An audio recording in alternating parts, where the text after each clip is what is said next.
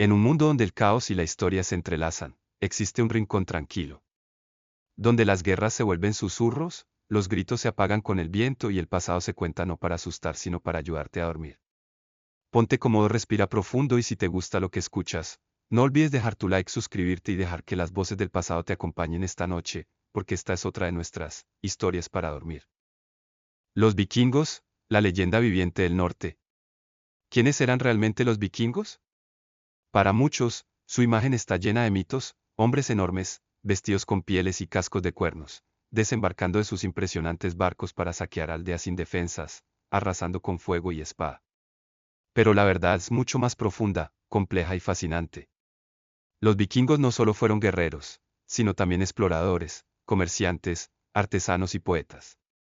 Su historia es la de un pueblo que supo domar mares embravecidos, conquistar tierras lejanas y dejar una huella indeleble en la historia del mundo. Para entenderlos, debemos viajar atrás en el tiempo, a los gélidos fiordos escandinavos y a las misteriosas tierras del norte donde se forjó su espíritu indomable. La cuna de los vikingos, un mundo de hielo y fuego.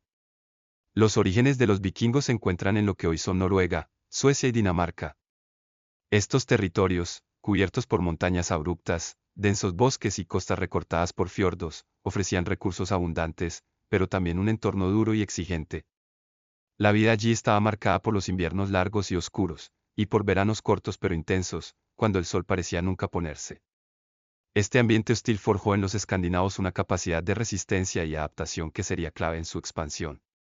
El mar era su principal vía de comunicación y de vida, no solo proveía alimento, sino que era la gran carretera por donde se movían, exploraban y comerciaban.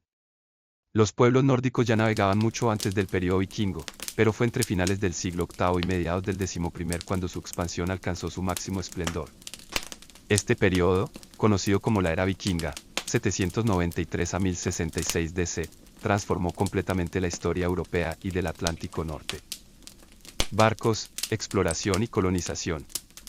Los barcos no eran simplemente un medio de transporte para los vikingos, eran el corazón palpitante de su civilización, la clave de su expansión, su comercio y su legado. Desde las gélidas aguas de Escandinavia hasta las costas lejanas de América del Norte y las rutas fluviales de Europa del Este, las embarcaciones vikingas fueron el motor de una de las mayores eras de exploración y colonización en la historia. Su habilidad para construir y operar estos buques fue lo que les permitió trascender las limitaciones geográficas de su tierra natal y proyectar su poder e influencia por todo el mundo conocido. La era vikinga se caracteriza por una explosión de actividad marítima sin precedentes. Los vikingos no solo dominaron los mares, sino que los transformaron en autopistas, conectando continentes y culturas.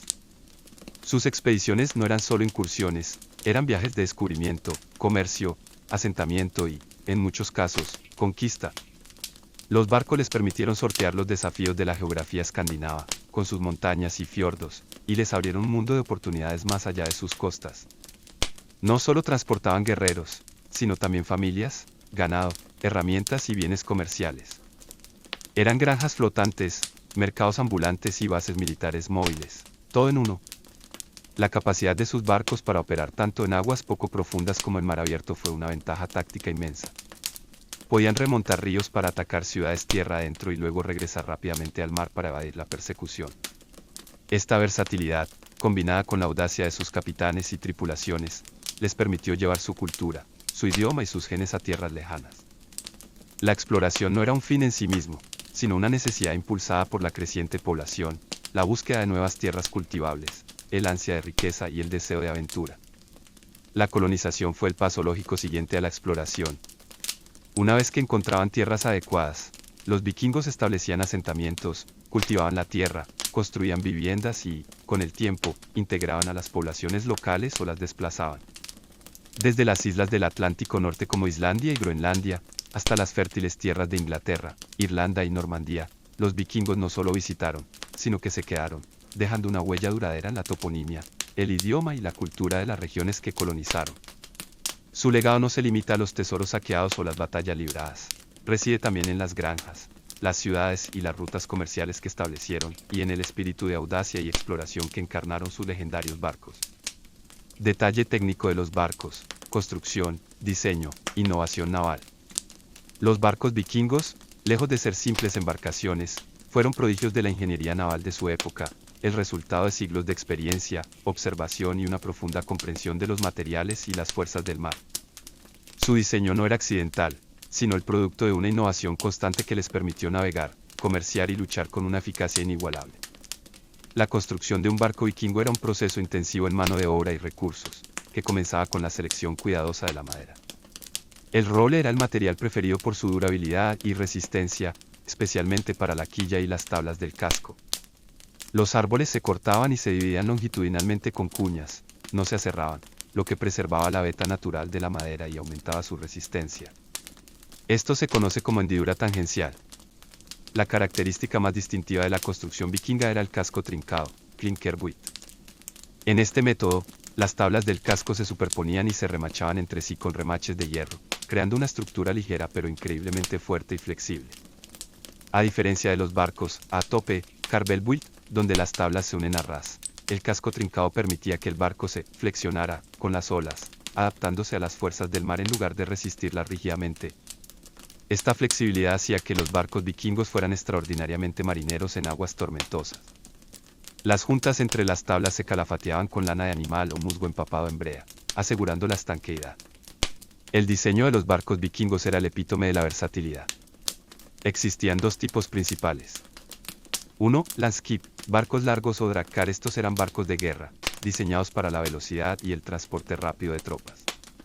Eran estrechos, largos y de poco calado, lo que les permitía navegar tanto en mar abierto como remontar ríos y desembarcar directamente en playas poco profundas.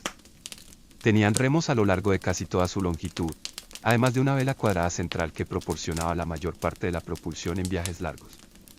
Sus proas y popas a menudo estaban decoradas con cabezas de dragón talladas, de ahí el nombre, drakkar.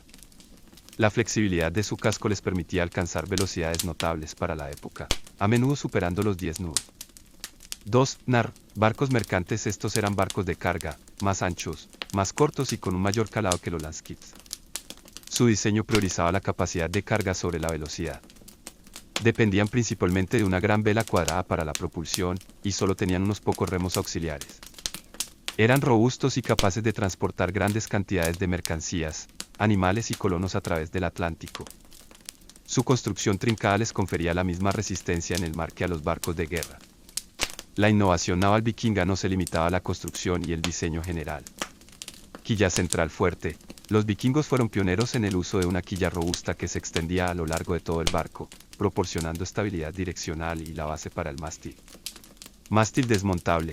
Muchos barcos tenían mástiles que podían ser bajados o levantados rápidamente, una ventaja táctica en combate o para pasar por debajo de puentes.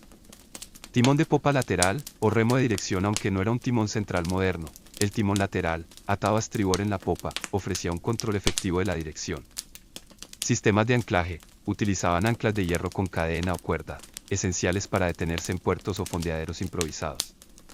Estos avances permitieron a los vikingos no solo proyectar su poder militar, sino también establecer vastas redes comerciales y explorar y colonizar tierras tan lejanas como América del Norte. Sus barcos eran, en esencia, la manifestación física de su ingenio y su espíritu aventurero, herramientas sin las cuales la era vikinga tal como la conocemos, simplemente no habría existido.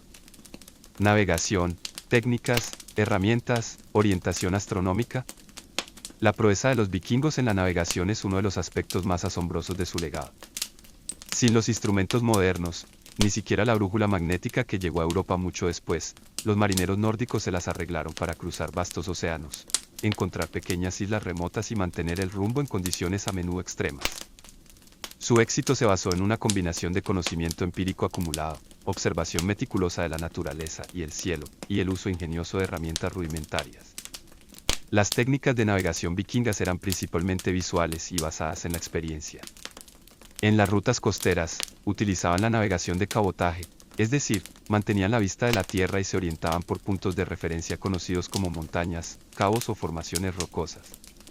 Sin embargo, su verdadera destreza se manifestaba en los viajes oceánicos. En alta mar, dependían de observación del sol. El sol era la referencia principal para la orientación diurna. Conociendo su altura en diferentes momentos del día y su posición al amanecer y al atardecer, podían estimar su latitud y mantener una dirección general. Observación de las estrellas. Por la noche, las estrellas eran la guía. La estrella polar, Polaris, aunque no tan fija en el cielo como hoy debido a la precesión de los equinoccios, era un punto de referencia crucial para determinar la dirección norte. También utilizaban la posición de constelaciones familiares. Observación de la vida animal. Los vikingos eran expertos en leer las señales de la naturaleza.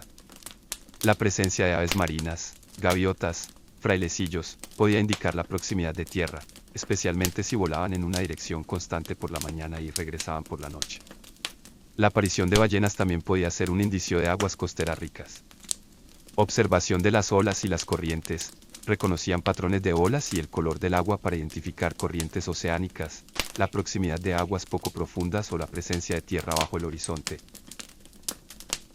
Patrones de nubes y niebla. Ciertas formaciones de nubes o la aparición de niebla en una dirección específica podían señalar la presencia de tierra. En cuanto a las herramientas, aunque rudimentarias para nuestros estándares, eran sorprendentemente efectivas. Solstein, piedra solar. La existencia de una piedra solar es un tema de debate y fascinación. Las sagas mencionan su uso para encontrar el sol en días nublados o con niebla. Las teorías modernas sugieren que podría haber sido un cristal de calcita, espato de Islandia, que tiene propiedades de birrefringencia, lo que permite detectar la polarización de la luz ultravioleta y, por lo tanto, la posición del sol incluso cuando está oculto por las nubes. Experimentos modernos han demostrado su viabilidad. Tablas de rumbo, o solskugger, sombra del sol. Se cree que utilizaban tablas o discos con marcas para registrar la posición del sol en diferentes momentos del día y así determinar la latitud. Un hallazgo arqueológico en Groenlandia de un disco de madera con muescas radiales y un agujero central ha sido interpretado como un posible disco solar, que, al proyectar la sombra de un pin central, podría haber ayudado a determinar la dirección en relación con el sol. Sondas y plomadas, para medir la profundidad del agua y determinar el tipo de lecho marino, útil para la navegación costera o en la aproximación a tierra. Cuerdas de nudos, aunque no un instrumento de navegación en sí, se utilizaban para medir la velocidad del barco lanzando una cuerda con nudos a intervalos regulares al agua. La orientación astronómica era clave. Los vikingos tenían un profundo conocimiento del movimiento del sol, la luna y las estrellas a lo largo de las estaciones. Sabían que, en el hemisferio norte, la altura del sol al mediodía es menor en invierno y mayor en verano, y que las estrellas giran alrededor de un punto fijo en el cielo nocturno. Este conocimiento les permitía no solo mantener el rumbo, sino también estimar la latitud. Por ejemplo, al dirigirse a Islandia o Groenlandia, podían navegar a una latitud constante hasta que la Tierra apareciera en el horizonte.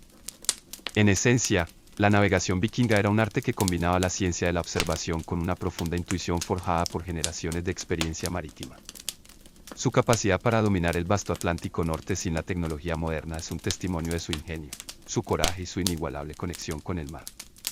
Islandia, colonización y vida social. La colonización de Islandia es una de las sagas más fascinantes de la expansión vikinga, un testimonio de su audacia y su capacidad para establecer una sociedad duradera en un entorno remoto y desafiante. No fue una expedición de saqueo, sino un movimiento a gran escala de colonos que buscaban tierras y libertad. El descubrimiento y la colonización de Islandia comenzaron en el siglo IX, principalmente por noruegos que huían de la creciente centralización del poder bajo el rey Harald Cabellera Hermosa.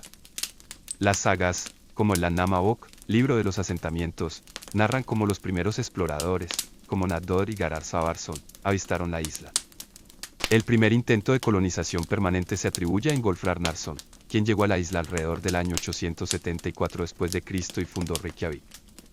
La migración a Islandia fue un fenómeno notable. Miles de personas, incluyendo familias enteras, esclavos y ganado, emprendieron el peligroso viaje a través del Atlántico. La motivación principal era la búsqueda de tierras cultivables y pastos, ya que la población en Noruega crecía y las tierras fértiles eran limitadas. Además, muchos buscaban escapar de la autoridad real y preservar sus tradiciones de hombres libres. Islandia, aunque volcánica y con inviernos duros, ofrecía vastas extensiones de tierra virgen, especialmente en las zonas costeras y valles interiores, ideales para la agricultura y la ganadería ovina. Una vez establecidos, los colonos islandeses desarrollaron una vida social y política única y sorprendentemente sofisticada. A diferencia de otras colonizaciones vikingas que dieron lugar a reinos jerárquicos, Islandia se caracterizó por una estructura social descentralizada y una república aristocrática, o mancomunidad. La ausencia de un rey o una autoridad central fuerte fomentó la creación de un sistema legal y político basado en el consenso y la ley. El centro de la vida social y política era el Alþingi, Althing, la Asamblea Nacional Islandesa, establecida en el año 930 después de Cristo y considerada el parlamento más antiguo del mundo en funcionamiento. El Alþingi se reunía anualmente en Þingvellir, un lugar geológicamente dramático y simbólicamente importante. En el Alþingi, los Goar, jefes o sacerdotes jueces, que eran hombres influyentes y terratenientes, se reunían para discutir leyes, resolver disputas, impartir justicia y tomar decisiones que afectaban a toda la comunidad. No existía un poder ejecutivo que hiciera cumplir las leyes, sino que la justicia dependía de la reputación, las alianzas y el poder de los clanes. La sociedad islandesa estaba compuesta principalmente por granjeros libres, que vivían en granjas aisladas dispersas por el paisaje.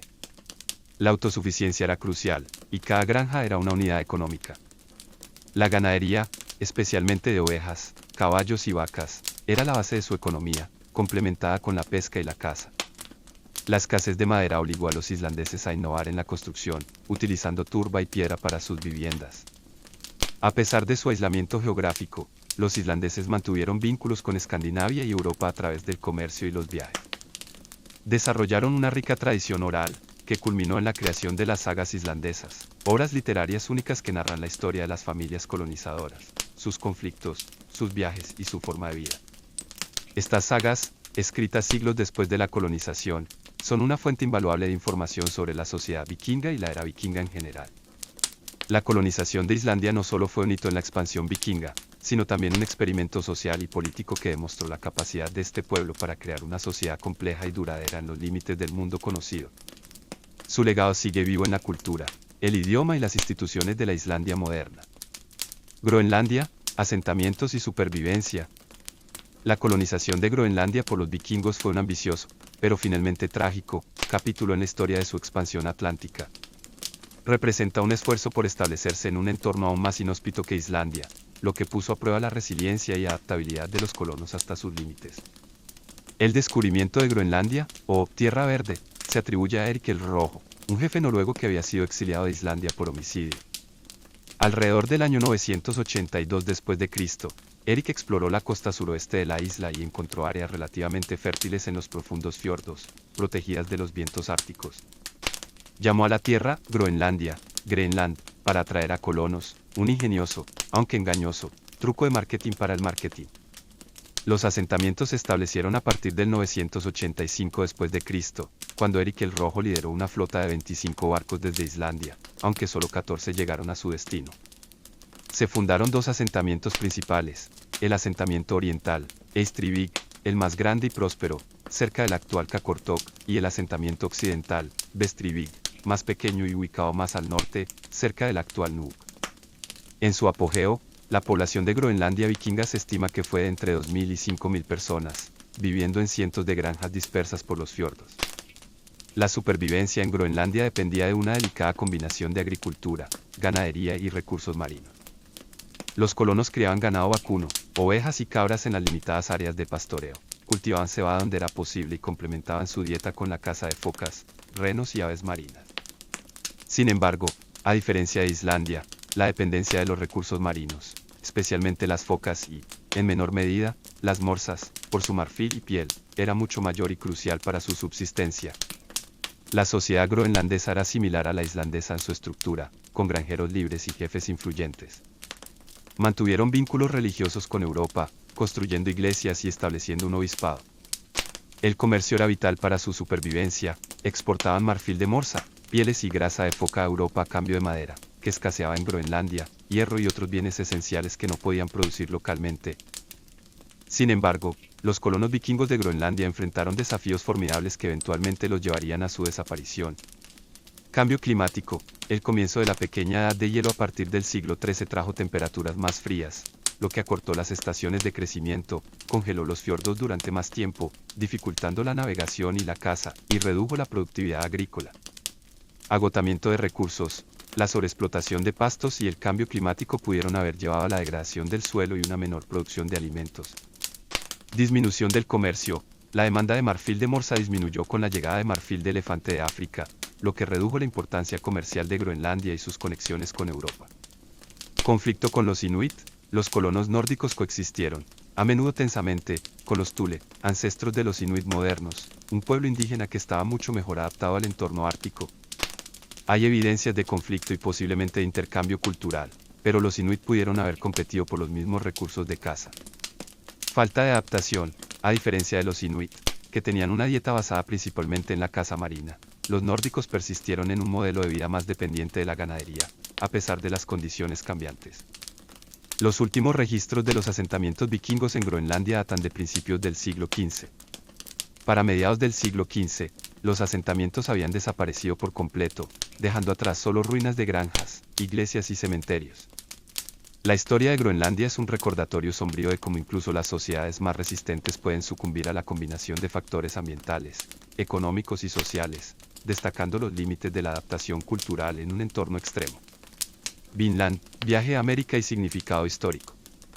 El viaje a Vinland, la tierra que los vikingos llamaron Tierra del Vino, representa uno de los logros de exploración más asombrosos de la historia y, al mismo tiempo, uno de los capítulos más efímeros de su expansión. Fue el primer contacto documentado entre europeos y nativos americanos, mucho antes de la llegada de Cristóbal Colón. Las principales fuentes de información sobre los viajes a Vinland son dos sagas islandesas, la saga de Erik el Rojo y la saga de los groenlandeses. Ambas sagas, aunque con algunas variaciones, narran cómo los vikingos, basándose en informes de avistamientos de tierras al oeste de Groenlandia, se aventuraron en una serie de expediciones de exploración y colonización.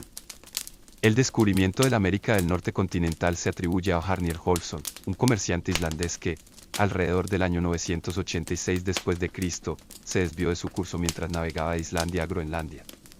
Avistó tierras boscosas y planas que no se correspondían con las descripciones de Groenlandia, pero no desembarcó. A su regreso, informó de sus hallazgos. Inspirado por el relato de Bjarni, Leif Erikson, hijo de Erik el Rojo, lideró la primera expedición deliberada a estas nuevas tierras alrededor del año 1000 después de Cristo. Las sagas describen cómo Leif y su tripulación encontraron tres regiones distintas.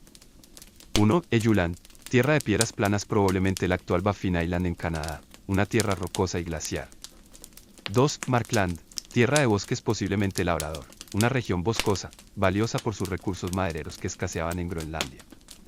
3. Vinland, tierra del vino, una tierra más al sur, descrita como fértil, con arroyos llenos de salmones y uvas silvestres, o grosellas. El significado exacto de vino aquí es debatido por los historiadores. El sitio arqueológico de Eleance aux Meadows en Terranova, Canadá, es ampliamente aceptado como un asentamiento vikingo temporal en Vinland. El asentamiento en Eleance aux Meadows, descubierto en 1960 por el Histad y Anestine Histad, es la única prueba arqueológica irrefutable de la presencia vikinga en América del Norte. Consistía en varias casas largas, una herrería y talleres, lo que sugiere que fue una base de operaciones para explorar los alrededores y preparar recursos, más que un asentamiento permanente a gran escala. La datación por radiocarbono sitúa su ocupación alrededor del año 1000 después de Cristo. Después de Leif, otros exploradores intentaron colonizar Vinland, siendo el más prominente Orfinnur Karlsefni. Él y un grupo más grande de colonos, incluyendo mujeres y ganado, intentaron establecer un asentamiento más permanente. Sin embargo, su esfuerzo fue de corta duración debido a los conflictos con los habitantes indígenas, a quienes los nórdicos llamaban Skrælings. Las sagas describen encuentros iniciales de comercio, seguidos por hostilidades y escaramuzas. La superioridad numérica de los Skrælings y la dificultad de mantener un asentamiento tan lejano de las bases en Groenlandia, probablemente llevaron al abandono de Vinland. El significado histórico de Vinland es inmenso. Primer contacto transoceánico. Representa el primer contacto conocido entre poblaciones europeas y nativas americanas, siglos antes de Colón. Confirmación arqueológica. El hallazgo de Eleance aux Meadows confirmó la veracidad de las sagas y demostró la increíble capacidad de navegación y exploración de los vikingos. Límites de la expansión vikinga. El fracaso de los asentamientos en Vinland ilustra los límites de la expansión vikinga. A pesar de su audacia, no pudieron sostener una presencia permanente en un continente ya poblado y con recursos que no podían explotar de manera sostenible sin conflictos. Conocimiento geográfico. Aunque los asentamientos no prosperaron, los viajes a Vinland ampliaron el conocimiento geográfico de los nórdicos, probando que existían tierras más allá de Groenlandia. Vinland es un recordatorio de que la historia de la exploración global es mucho más compleja y multicéntrica de lo que a menudo se enseña, y que los vikingos fueron pioneros en abrir las rutas marítimas del Atlántico Norte. Exploraciones fluviales en Europa. Más allá de sus famosos viajes oceánicos hacia el Atlántico Norte, los vikingos, particularmente los suecos, llevaron a cabo extensas exploraciones fluviales que se adentraron profundamente en el corazón de Europa Oriental, creando una vasta red comercial que conectaba Escandinavia con los imperios bizantino y abasí. Estas expediciones fluviales revelan una faceta diferente de la expansión vikinga, menos centrada en la conquista y más en el comercio y la diplomacia, aunque a menudo respaldada por la fuerza. Los vikingos que se dirigieron hacia el este son conocidos como los Rus, un término que algunos historiadores creen que dio origen al nombre de Rusia. Sus rutas se extendían principalmente desde el mar Báltico, a través de los sistemas fluviales de lo que hoy son Rusia, Ucrania y Bielorrusia. Los ríos eran sus autopistas, y sus narros modificados, o embarcaciones más pequeñas y de poco calado, eran ideales para navegar por estas aguas, aunque a menudo tenían que arrastrar sus barcos, porti, sobre tierra entre los distintos sistemas fluviales para conectar una cuenca con otra.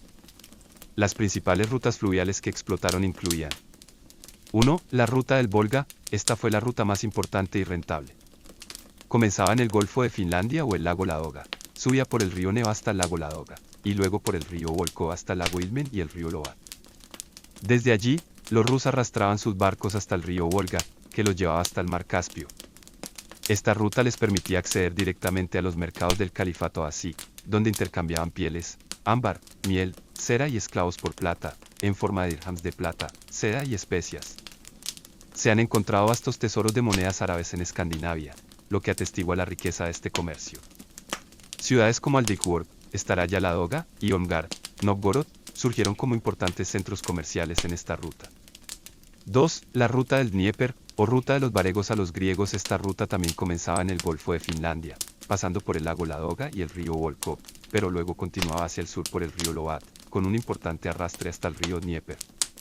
El Dnieper los llevaba a través de una serie de peligrosos rápidos y finalmente al Mar Negro, abriendo el camino hacia la gran capital del Imperio Bizantino, Constantinopla, Miklagar. Aquí, los rus comerciaban con el oro, la seda, el vino y los objetos de lujo bizantinos. Los vikingos no solo eran comerciantes en Constantinopla, sino que también muchos se unieron a la famosa Guardia Varega, una unidad de élite de mercenarios nórdicos y anglosajones que servía a los emperadores bizantinos. 3. La ruta del Dwina occidental y Daugava, menos prominente que las otras, pero también utilizada. Esta ruta conectaba el Báltico con el Dwina occidental, Daugava, que los llevaba hacia el este, estableciendo contactos con las tribus bálticas y eslavas. Estas exploraciones fluviales tuvieron un impacto profundo en la formación de los primeros estados eslavos orientales. Los rus no solo comerciaban, sino que a menudo establecían su hegemonía sobre las tribus locales, exigiendo tributos y formando la élite gobernante. La leyenda de la fundación de la Rus de Kiev, por ejemplo, atribuye a los varegos, vikingos suecos, el establecimiento de una dinastía gobernante. Ciudades como Kiev y Nóvgorod deben sus orígenes a estos centros comerciales y de poder vikingos.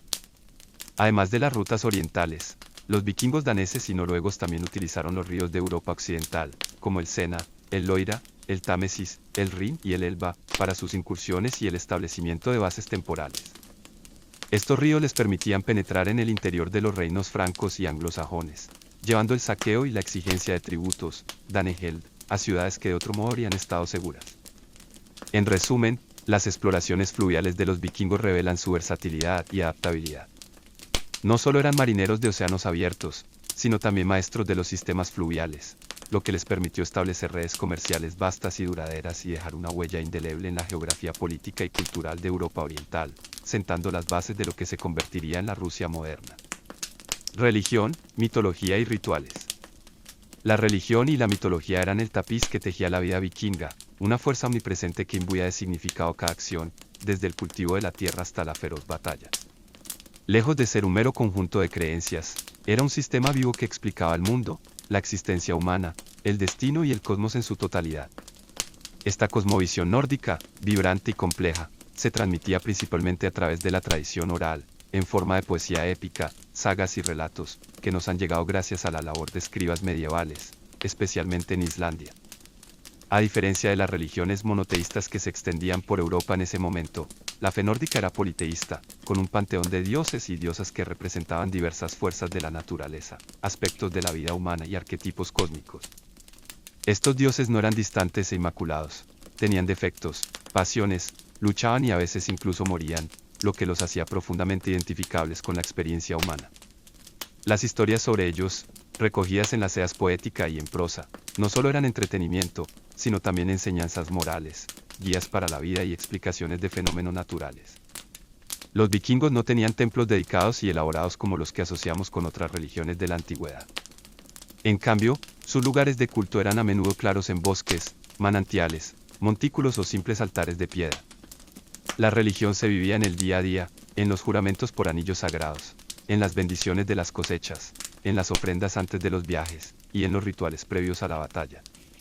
El destino, Orlog, y la fama, Lof, eran conceptos centrales, y la vida era vista como una lucha constante contra las fuerzas del caos, un reflejo de las batallas que libraban sus propios dioses. Los rituales eran esenciales para mantener el equilibrio entre el mundo de los humanos y el de los dioses y espíritus. Buscaban asegurar la fertilidad, la buena fortuna en la guerra y la navegación, y la protección contra fuerzas malévolas. La creencia en la magia, los presagios y la intervención divina era común, y ciertas figuras, como las volvas, desempeñaban un papel crucial en la conexión con lo sobrenatural. Comprender la religión vikinga es desentrañar el alma de un pueblo que navegó por mares turbulentos y forjó su destino con una combinación de audacia, fe y una profunda conexión con el poder impredecible de la naturaleza y sus deidades. Era una fe que celebraba la valentía, la fuerza y la astucia, pero que también reconocía la inevitabilidad del destino y el ciclo cósmico de creación y destrucción. Detalle de los dioses, Odín, Thor, Freyja, Loki, etc. El panteón nórdico es un elenco vibrante de deidades, cada una con su propia personalidad, dominio y papel en los mitos. Estos dioses y diosas no eran figuras estáticas, sino personajes dinámicos con virtudes y defectos, reflejando la complejidad de la experiencia humana. Los más prominentes, y a menudo adorados, eran los Aesir y los Vanir. Odín, Oin el padre de todo, y el principal dios del panteón Aesir. Odín es una figura multifacética y compleja. Es el dios de la guerra, pero también de la sabiduría, la poesía, la magia, Seir, y la muerte. Es un buscador incansable de conocimiento, dispuesto a sacrificarlo todo por él, incluso su propio ojo para beber del pozo de Mimir, fuente de sabiduría cósmica. Gobierna desde su sala, Valhalla, donde las valquirias recogen a los guerreros caídos heroicamente, Einherjar, para prepararse para el Ragnarok. Se le asocia con los cuervos, Ujin y Munin, pensamiento y memoria, los lobos, Heri Freki, y su caballo de 8 patas, Sleipnir. Thor, el más popular y quizás el más accesible de los dioses. Thor es el dios del trueno, la fuerza, la protección del hogar y la agricultura. Es el defensor incansable de Asgard y Midgard contra los gigantes, Jotnar, a quienes persigue con su martillo Mjolnir, que siempre regresa a su mano. Es una deidad de la gente común, invocado para la protección en viajes, en batallas y para asegurar buenas cosechas. A menudo se le representa con una barba roja y un temperamento fuerte, pero con un corazón noble. Freyja, una de las diosas más importantes y prominentes de los Vanir. Freyja es la diosa del amor, la belleza, la fertilidad, el oro, la guerra, la muerte y la magia, Seir. Posee un manto de plumas de halcón que le permite volar y un carro tirado por gatos. Es la patrona de la magia femenina y es dueña de la mitad de los guerreros caídos en batalla, llevando a su salón, Folkvangr, mientras que Odin recibe la otra mitad. Es la hermana de Freyr. Freyr, hermano de Freyja y otro dios Vanir. Freyr es el dios de la fertilidad, la prosperidad, la paz, el sol y la lluvia, y las buenas cosechas. Se le asocia con la virilidad y la abundancia, y a menudo se le representa con un falo. Posee un barco que puede plegarse en un bolsillo, Skiblanir, y un jabalí dorado, Gullinbursti. Era invocado para asegurar la prosperidad y la paz. Loki, la figura más ambigua y fascinante del panteón. Loki es un gigante de sangre, pero fue adoptado por Odín y vive entre los Aesir. Es el dios del engaño, el truco, el caos y el cambio de forma. Aunque a menudo ayuda a los dioses con su astucia, también es la causa de muchos de sus problemas y tragedias, siendo el responsable de la muerte de Volve. Se le considera un agente del caos y, en última instancia, jugará un papel crucial en el Ragnarok contra los dioses. Otros dioses y diosas notables. Heimdall, el guardián de Asgard, que tiene un oído tan fino que puede escuchar crecer la hierba y una vista tan aguda que puede ver a lo lejos. Es el encargado de sonar el Hayarón para anunciar el Ragnarok. Frigg, esposa de Odín, diosa del matrimonio, la maternidad y la profecía. Es una figura de gran sabiduría y tiene el poder de ver el futuro, aunque no lo revela. Volde, el dios más hermoso y puro, hijo de Odín y Frigg. Su muerte, orquestada por Loki, es un presagio del Ragnarok. NJRR, padre de Freyr y Freyja, dios de los marineros, la navegación, la pesca y la riqueza, especialmente en la costa. Idun, diosa que guarda las manzanas doradas de la juventud, vitales para que los dioses mantengan su inmortalidad. TYR, el dios de la ley, la justicia y los juramentos. Sacrificó su mano para atar al lobo Fenrir. Este conjunto de deidades, con sus complejas interacciones y sus dramáticas historias, formaba el núcleo de la vida espiritual de los vikingos, proporcionando explicaciones para el mundo y modelos para la conducta humana. Yggdrasil y los 9 mundos. En el centro de la cosmovisión nórdica yace Yggdrasil, un concepto que es a la vez un árbol cósmico inmenso y un símbolo de la estructura del universo. Es el árbol del mundo, un fresno gigantesco que sostiene y conecta todos los reinos de la existencia. Sus ramas se extienden sobre todos los mundos, y sus raíces penetran profundamente en ellos. Yggdrasil es una representación de la interconexión de todo, el flujo de la vida y la muerte, y la constante amenaza del caos. Las sagas describen a Yggdrasil como un árbol siempre verde, sus hojas goteando rocío de miel. En su cima se posa un águila, y en sus raíces habita el dragón Ygr, que roe constantemente. Una ardilla, Ratatoskr, corre incansablemente arriba y abajo por el tronco, llevando mensajes y provocando disputas entre el águila y el dragón. Al pie de Yggdrasil hay 3 pozos sagrados. Pozo de Urarbrunre, el pozo del destino, donde las Nornas, las tejedoras del destino, Verandi y Skuld, residen y riegan el árbol, y donde se deciden los destinos de dioses y hombres. Pozo de Mimir, Mimisbrunre, el pozo de la sabiduría, del que Odin bebió a cambio de uno de sus ojos. Vergelmir, la fuente hirviente, de la que fluyen todos los ríos y donde reside el dragón Ygr. Alrededor de Yggdrasil se distribuyen los 9 mundos, cada uno habitado por diferentes seres. 1. Asgard. Asgard, el reino de los Aesir, los dioses principales del panteón nórdico. Es una fortaleza celestial con poderosas salas como Valhalla, el salón de Odín, y Folkvangr, el salón de Freyja. Está conectado a Midgard por el puente Bifrost, el arco iris. 2. Vanaheim. Vanaheim, el reino de los Vanir, la otra tribu de dioses, asociados con la fertilidad, la sabiduría y la profecía. Se conoce menos sobre este mundo que sobre Asgard. 3. Alfheim. Alfheim, el reino de los elfos de la luz, los Alfar, seres etéreos y hermosos, asociados con la fertilidad y la inspiración artística. Freyr es su gobernante. 4. Midgard. Midgard, Tierra Media, el mundo de los humanos. Está rodeado por un vasto océano donde habita la serpiente de Midgard, Jormungandr.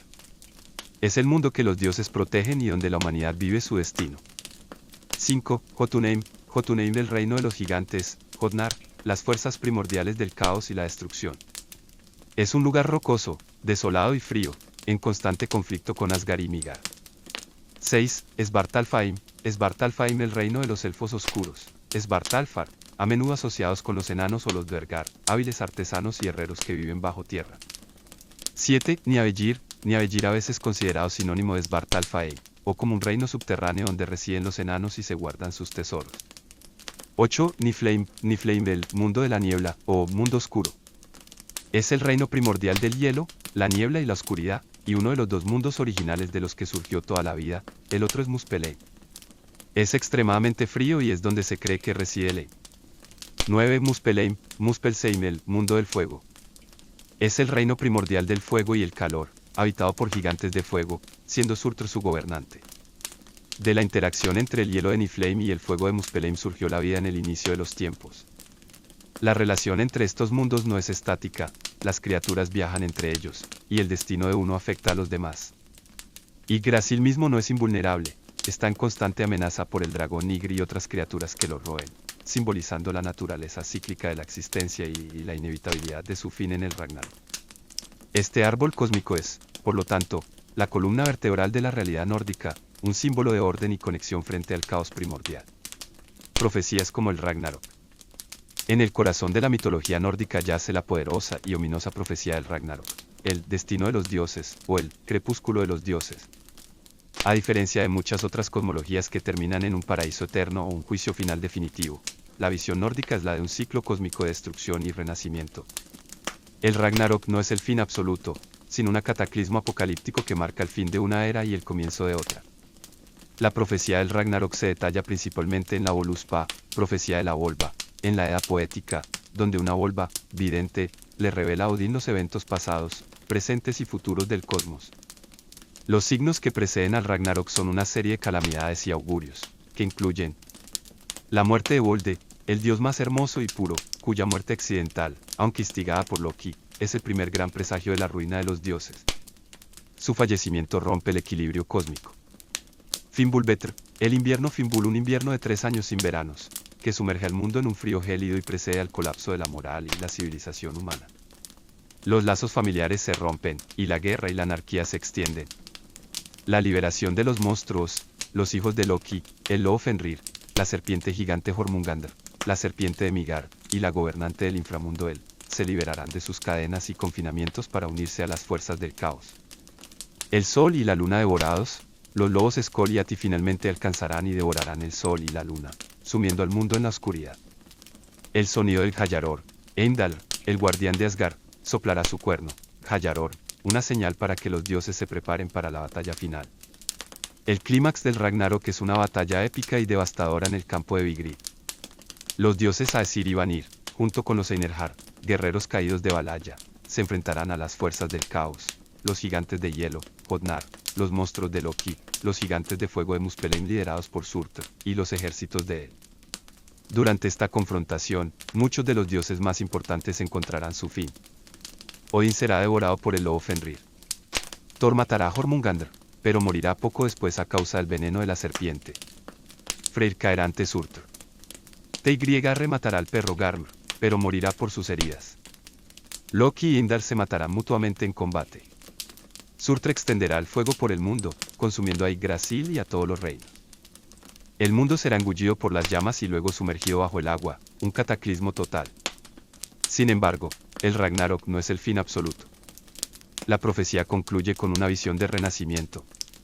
Después de la destrucción, un mundo nuevo y fértil emergerá de las aguas. Algunos dioses, como Viarr y Vali, hijos de Odín, Mo y Magni, hijos de Thor, y los renacidos Volde y Acherre, sobrevivirán para habitar este nuevo mundo. 2 humanos, Lif y Lifthrasir, que se escondieron en el tronco de Yggdrasil, repoblarán la tierra. El Ragnarok, por lo tanto, es una profecía de destrucción y regeneración. Refleja la visión cíclica de la vida y la muerte, la inevitabilidad del cambio y la creencia en que, incluso después de la mayor de las calamidades, la vida encontrará una manera de continuar. Para los vikingos, esta profecía pudo haber servido como un recordatorio de la fugacidad de la vida y la importancia de vivir con honor, ya que el destino, tanto individual como cósmico, estaba predeterminado.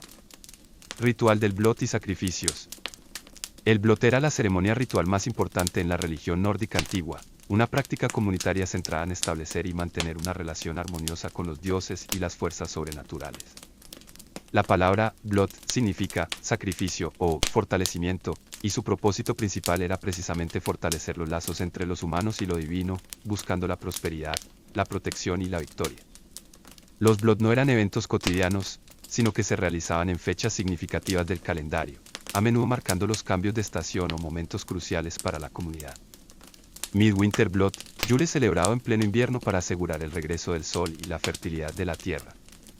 Bar Blot, Blot de primavera para pedir buenas cosechas y la fertilidad del ganado. Sommarblot, Blot de verano antes de las incursiones y expediciones, para pedir éxito y protección en la guerra y la navegación. Ostroblot, Blot de otoño en la época de la cosecha, para agradecer la abundancia y asegurar la buena fortuna para el próximo año. Los lugares para el Blot podían ser variados, desde altares al aire libre, arboledas sagradas, fuentes, montículos o, en ocasiones, estructuras más permanentes en lugares como Gamla Uppsala en Suecia, que era un importante centro de culto. No existían templos elaborados en el sentido moderno, sino espacios sagrados definidos por la naturaleza o por estructuras simples de madera. El ritual central del Blot consistía en el sacrificio de animales. Los animales elegidos solían ser ganado, como cerdos, caballos, bueyes o cabras, y en ocasiones incluso aves. La selección del animal y el dios al que se dedicaba el sacrificio dependía del propósito del Blot. Por ejemplo, los sacrificios a Thor podrían ser de bueyes robustos, mientras que para Freyr, se ofrecerían animales asociados con la fertilidad. El proceso generalmente seguía estos pasos. 1. Consagración. El animal era consagrado a la deidad o deidades específicas a las que se dedicaba el Blot. 2. Matanza ritual. El animal era sacrificado, a menudo degollado, de manera que la sangre se recogiera. Se creía que la sangre contenía el Kraft, poder o energía, del animal, y su derramamiento era esencial para el ritual. 3. Aspersión de sangre. La sangre del animal sacrificado se rociaba sobre los asistentes, los altares, las estatuas de los dioses, si las había, y las herramientas sagradas utilizando ramitas de abeto. Esto simbolizaba la transferencia de la fuerza vital del animal y la purificación. 4. Banquete comunal. La carne del animal sacrificado se cocinaba y se consumía en un banquete comunal. Compartir esta comida era una parte integral del ritual, ya que creaba un vínculo entre los participantes y con lo divino. Se bebía cerveza o hidromiel en honor a los dioses y a los ancestros, y se recitaban poemas y sagas. 5. Quema de huesos /diagonal ofrendas. Los huesos y otras partes no consumidas del animal a menudo se quemaban o se enterraban como ofrenda final a los dioses. Aunque la mayoría de los sacrificios eran de animales, las sagas y relatos históricos, como los de Adán de Bremen sobre Uppsala, mencionan la posible práctica de sacrificios humanos en ocasiones muy raras y extremas, especialmente en contextos de crisis severas o como ofrendas a Odín para asegurar victorias decisivas. Sin embargo, la evidencia arqueológica directa para sacrificios humanos a gran escala es limitada y la interpretación sigue siendo un tema de debate entre los académicos. El Blood no era solo un acto de adoración, sino también una celebración comunitaria que reforzaba los lazos sociales, recordaba la interdependencia entre los humanos y lo sagrado, y aseguraba la continuidad y la prosperidad de la sociedad vikinga. Era una manifestación tangible de su profunda conexión con la naturaleza, sus dioses y su destino. Volvas y magia Seir. Dentro del tapiz de la religión nórdica, la figura de la volva y la práctica de la magia Seir ocupan un lugar central y fascinante. La volva era una profetisa, una vidente y una practicante de un tipo particular de magia que se consideraba poderosa, misteriosa y a menudo ambigua. Una volva, plural, volbur, era una mujer sabia y anciana, con un profundo conocimiento de los misterios cósmicos y la capacidad de interactuar con el mundo de los espíritus. El término volva significa literalmente portadora de bastón o portadora de vara mágica, lo que alude a su principal herramienta ritual. Eran figuras itinerantes, que viajaban de asentamiento en asentamiento, ofreciendo sus servicios de adivinación, profecía y hechicería. La reverencia que se les tenía era inmensa, incluso los reyes y los dioses, como Odín en la Voluspa, buscaban su consejo y sus visiones. El poder de la volva residía en su dominio del Seir, un tipo de magia que se diferencia de otras formas de hechicería nórdica. Seir era principalmente una magia de adivinación, oracular, de influir en el destino y, a veces, de infligir daño o causar confusión mental. Se asociaba a menudo con la manipulación del Orlog, destino, y el Aminja, fortuna personal o familiar. La práctica del Seir era predominantemente femenina, y para los hombres, se consideraba a menudo afeminada o ergi, lo que podía llevar a la vergüenza o el ostracismo. Sin embargo, el propio Odín era un maestro del Seir, lo que subraya su importancia y poder. Las prácticas de Seir a menudo implicaban estados alterados de conciencia. Las volbur podían entrar en un trance, a menudo inducido por canciones, galder, rituales repetitivos o el uso de sustancias. Durante este estado, se creía que su alma podía viajar a otros mundos o comunicarse con los espíritus. Profecía y adivinación, esta era una de las funciones principales de la volva. Podían predecir el futuro, revelar el destino de las personas o comunidades, y ofrecer consejo. Maldiciones y bendiciones, podían tejer hechizos para traer mala suerte a los enemigos o bendiciones de fertilidad y prosperidad para los aliados. Cambio de forma, algunas volbur tenían la capacidad de cambiar de forma o de enviar su espíritu a otra forma animal. Tejido del destino, se creía que las volbur podían influir en el destino de los individuos, tejiéndolo o destruyéndolo con su magia. El ritual de Seir se realizaba a menudo en un altar elevado o una plataforma especial. La volva se sentaba en ella, con un bastón distintivo, seistafr, en la mano. Los asistentes formaban un círculo y cantaban, creando una atmósfera propicia para el trance. Una famosa descripción de un ritual de Seir se encuentra en la saga de Erik el Rojo, donde Thorborg la volva visita un asentamiento en Groenlandia para predecir el futuro en un momento de hambruna. La importancia de las volvas y el Seir radica en su papel como intermediarias entre el mundo humano y el sobrenatural. Ofrecían consuelo, orientación y una sensación de control en un mundo incierto. También reflejan una faceta de la sociedad vikinga donde las mujeres podían ejercer un poder considerable a través de sus habilidades espirituales, desafiando la imagen simplista de una sociedad exclusivamente dominada por guerreros masculinos. Aunque la cristianización eventualmente suprimió estas prácticas, el legado de las volvas y la magia Seir sigue siendo un testimonio de la rica y compleja espiritualidad nórdica. Funerales y visiones sobre la vida después de la muerte. Los funerales vikingos eran ceremonias de gran importancia, no solo para honrar al difunto, sino también para asegurar su paso exitoso a la vida después de la muerte. Las prácticas variaban según la riqueza, el estatus social y la ubicación geográfica, pero todas reflejaban una profunda creencia en una existencia continuada más allá de la tumba y una preocupación por el destino del alma. Las dos formas principales de entierro vikingo eran la cremación, inhumación, y el entierro, inhumación. 1. Cremación. Era una práctica muy común, especialmente en las primeras fases de la era vikinga. El cuerpo del difunto, a menudo colocado en una pira funeraria junto con sus bienes más preciados, incluyendo armas, joyas, herramientas, e incluso animales de sacrificio, era quemado. Se creía que el fuego purificaba el cuerpo y liberaba el espíritu, facilitando su viaje al más allá. Los restos cremados a menudo se colocaban en urnas o se enterraban bajo un túmulo funerario, montículo. La cremación más famosa es quizá la descrita por el cronista árabe Ahmad ibn Fadlan, quien presenció un funeral de un jefe rus, vikingo oriental, en el Volga. Este relato detalla un elaborado ritual de cremación en un barco, con sacrificios de animales y una esclava que voluntariamente se unía al difunto en la pira, lo que sugiere que algunos rituales eran extremadamente complejos y brutales. 2. Entierro. A medida que avanzaba la era vikinga y la influencia cristiana comenzaba a sentirse, los entierros se hicieron más comunes. Los difuntos eran sepultados en tumbas que a menudo contenían un ajuar funerario rico y variado, reflejando su estatus en vida. Entierros en barco. Para los individuos de alto estatus, especialmente jefes y mujeres influyentes, el funeral en barco era la forma más prestigiosa. El barco, a menudo una embarcación de tamaño considerable, servía como una especie de vehículo al más allá. El cuerpo del difunto se colocaba en el barco, junto con una impresionante variedad de bienes de ofrenda, armas, armaduras, joyas, herramientas, utensilios domésticos, caballos, perros, y a veces, incluso otros seres humanos, esclavos sacrificados. El barco y su contenido se cubrían con un gran túmulo de tierra. Ejemplos famosos incluyen los barcos de Oseberg y Gokstad en Noruega. Tumbas de cámara. En algunas regiones, se construían cámaras de madera o piedra bajo tierra para albergar el cuerpo y las ofrendas. Entierros sencillos. La mayoría de la gente común era enterrada en fosas simples con ajuares funerarios modestos. Las visiones sobre la vida después de la muerte en la mitología nórdica eran diversas y dependían en gran medida de cómo uno había vivido y, crucialmente, de cómo había muerto. Valhalla, Valor, el salón de Odín en Asgard.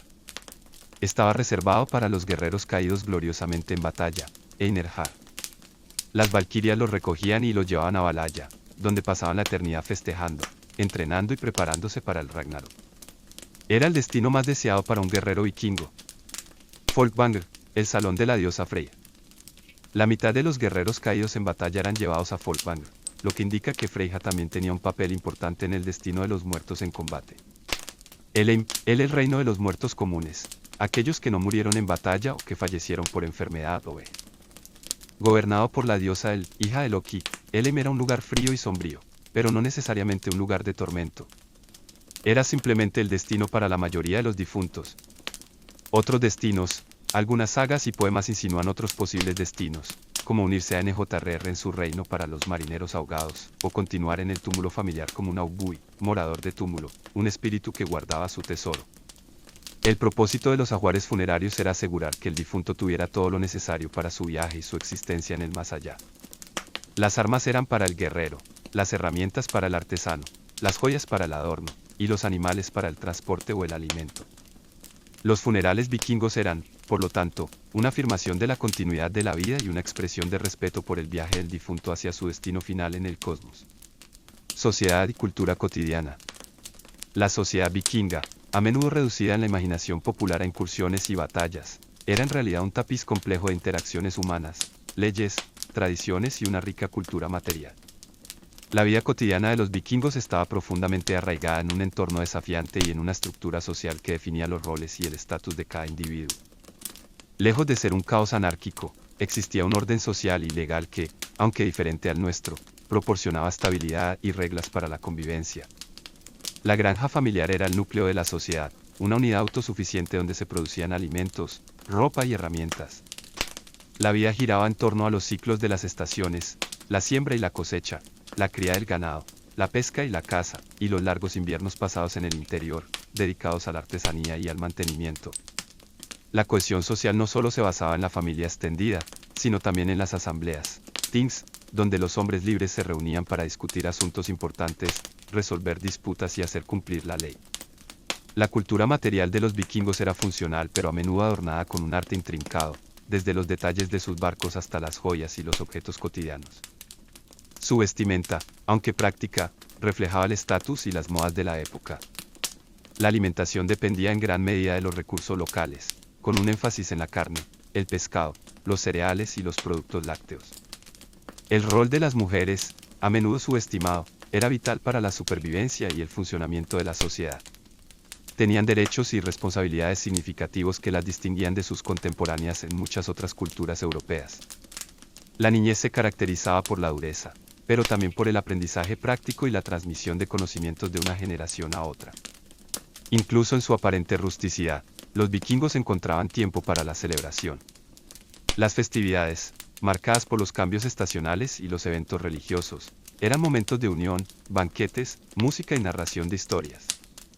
Estas celebraciones no solo proporcionaban un respiro de la dura realidad de la vida, sino que también reforzaban los lazos comunitarios y la identidad cultural. En conjunto, la sociedad y la cultura cotidiana vikinga eran una mezcla de pragmatismo y ritual, de trabajo duro y celebración, todo ello forjado por las exigencias de su entorno y la fuerza de sus tradiciones. Organización social. Jarls, Karls, Thralls. La sociedad vikinga no era un monolito igualitario, sino que estaba estructurada en un sistema de clases distintivo y a menudo rígidamente definido. Esta jerarquía social determinaba el estatus, los derechos y las responsabilidades de cada individuo, influyendo en su vida cotidiana y sus oportunidades.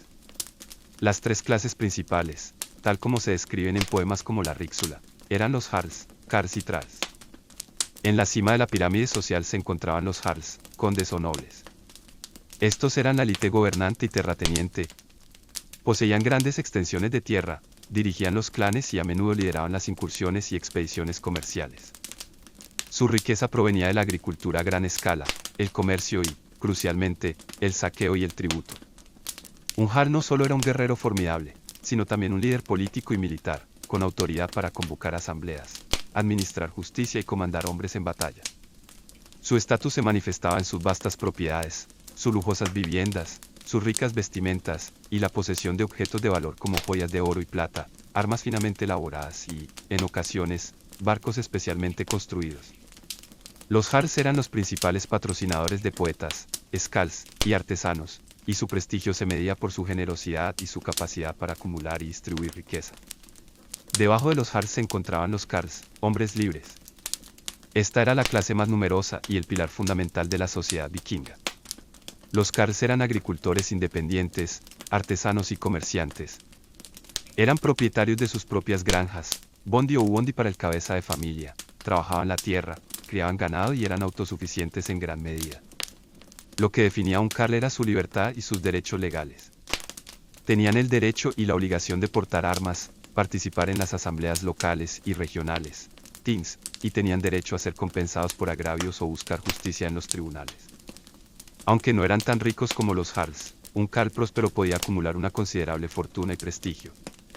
Eran la base del ejército vikingo, formidables guerreros que luchaban por sus propios intereses y los de su clan. Su estatus y seguridad dependían directamente de su capacidad para defender sus tierras y su libertad. En el escalón más bajo de la sociedad estaban los Thralls, esclavos. La esclavitud era una institución inherente a la sociedad vikinga y una fuente importante de mano de obra y riqueza. Los Thralls podían ser prisioneros de guerra, deudores incapaces de pagar sus deudas, o simplemente nacidos en la esclavitud. No tenían derechos legales, no podían poseer propiedades y eran considerados bienes muebles que podían ser comprados, vendidos o intercambiados. Realizaban la mayor parte del trabajo físico pesado en las granjas, en la construcción y como sirvientes domésticos. Aunque su vida era dura y precaria, las sagas a veces relatan casos en los que los Thralls podían, excepcionalmente, comprar su libertad o ser manumitidos por sus amos. Una vez libres, podían ascender al estatus de Karls. El comercio de esclavos era una parte lucrativa de las expediciones vikingas, ya que las incursiones a menudo resultaban en la captura de personas que luego eran vendidas en los mercados de Europa o el Este. Esta estructura de clases, aunque rígida, permitía cierta movilidad social, especialmente para los Karls que lograban acumular riqueza y prestigio a través del comercio o la guerra. La interdependencia entre estas clases era crucial. Los Jarls necesitaban la lealtad y el trabajo de los Carls y Thralls, mientras que los Carls dependían de los Jarls para la protección y el liderazgo en empresas más grandes. Esta organización social fue fundamental para la cohesión y el éxito de la sociedad vikinga tanto en sus tierras de origen como en sus vastas expansiones. Leyes y justicia, Ting, duelos, Vergil. La sociedad vikinga, a pesar de su reputación de violencia, operaba bajo un complejo sistema de leyes y justicia que buscaba mantener el orden y resolver disputas. A diferencia de un sistema centralizado con reyes absolutos, la justicia nórdica se basaba en la ley consuetudinaria, la tradición y la participación de la comunidad. Los pilares de este sistema eran las asambleas, Tings, las pruebas de fuerza y honor, duelos, y el sistema de compensación, Vergil. El Ting era la institución legal y política más importante en la sociedad vikinga. Eran asambleas al aire libre donde los hombres libres de una región se reunían periódicamente para discutir asuntos comunitarios, legislar, resolver disputas y administrar justicia. Existían Tings locales, Eradsin, y Tings regionales o incluso nacionales, como el Alþingi en Islandia o el Gulating en Noruega. El Ting no era un tribunal en el sentido moderno, sino un foro donde las partes presentaban sus casos ante los Lögsogumen, hombres de la ley, que recitaban la ley de memoria, o ante un jurado de hombres libres. Las decisiones se tomaban por consenso o por votación, y la presión social jugaba un papel crucial en la aplicación de las sentencias. Un aspecto fundamental del Ting era la participación de todos los hombres libres. La exclusión de estas asambleas era una forma de ostracismo social severo. La justicia vikinga no siempre era punitiva, a menudo buscaba la reconciliación y la compensación. Sin embargo, la venganza de sangre, vendetta, era una práctica aceptada si no se llegaba a un acuerdo. Para evitar ciclos interminables de violencia, se desarrollaron mecanismos de resolución de conflictos, siendo los duelos y el Vergil ejemplos clave. Duelos, Olmgange era una forma de resolver disputas que involucraban el honor o la acusación de un crimen grave. Se trataba de un duelo ritualizado entre dos contendientes, generalmente en una pequeña isla, Olm, o en un trozo de tela marcado. Los duelos podían ser a muerte o hasta que uno de los participantes resultara incapacitado o se rindiera. Las reglas variaban, pero a menudo implicaban un número específico de escudos y espadas. Ganar un Olmgang no solo resolvía la disputa, sino que también restauraba o aumentaba el honor del vencedor. Aunque arriesgado, ofrecía una forma de justicia divina y una alternativa a la venganza abierta que podía desestabilizar la comunidad. Vergil, este término significa precio del hombre o valor del hombre. Era un sistema de compensación monetaria diseñado para poner fin a las venganzas de sangre. En lugar de ejecutar al culpable o permitir una venganza continua, se establecía un valor monetario para cada tipo de lesión o muerte, dependiendo del estatus social de la víctima. Por ejemplo, la muerte de un Jarl costaría mucho más en Vergil que la de un Carl o un Thrall. La familia del ofensor pagaría el Vergil a la familia de la víctima. Si el pago se aceptaba, la disputa se consideraba resuelta. Si el ofensor no podía o no quería pagar, o si la familia de la víctima rechazaba el Vergil, la venganza de sangre podía continuar o el ofensor podía ser declarado forajido y expulsado de la sociedad, perdiendo toda protección legal. Además de estos, existían otras formas de justicia. Proscripción, Utlaj y ser declarado forajido era una de las peores sentencias. Significaba que el individuo perdía todos sus derechos legales, cualquiera podía matarlo impunemente y sus bienes podían ser confiscados. Era una muerte social. Juicios por ordalía, en algunos casos, se utilizaban pruebas divinas, como la ordalía por fuego o agua, para determinar la culpa o inocencia, aunque no eran tan comunes como los Tings y el Vergil. El sistema legal vikingo, aunque basado en la costumbre y la presión social más que en un aparato estatal fuerte, proporcionaba un marco para resolver conflictos y mantener un grado de orden en una sociedad a menudo violenta. La participación en el Ting y el conocimiento de la ley eran fundamentales para ser un miembro pleno y respetado de la comunidad. Vida cotidiana, alimentación, vivienda, vestimenta. La vida cotidiana vikinga era una existencia de trabajo duro, ingenio y una profunda conexión con el entorno natural. Las necesidades básicas de alimentación, vivienda y vestimenta eran resueltas con los recursos disponibles y las habilidades desarrolladas a lo largo de generaciones. Alimentación. La dieta vikinga era robusta y variada, basada en la agricultura, la ganadería, la pesca y la caza, complementada con la recolección de bayas y hierbas. Cereales, la cebada, el centeno y la avena eran los cultivos principales, utilizados para hacer pan, gachas y, crucialmente, cerveza, ale, una bebida básica para todos. Productos lácteos.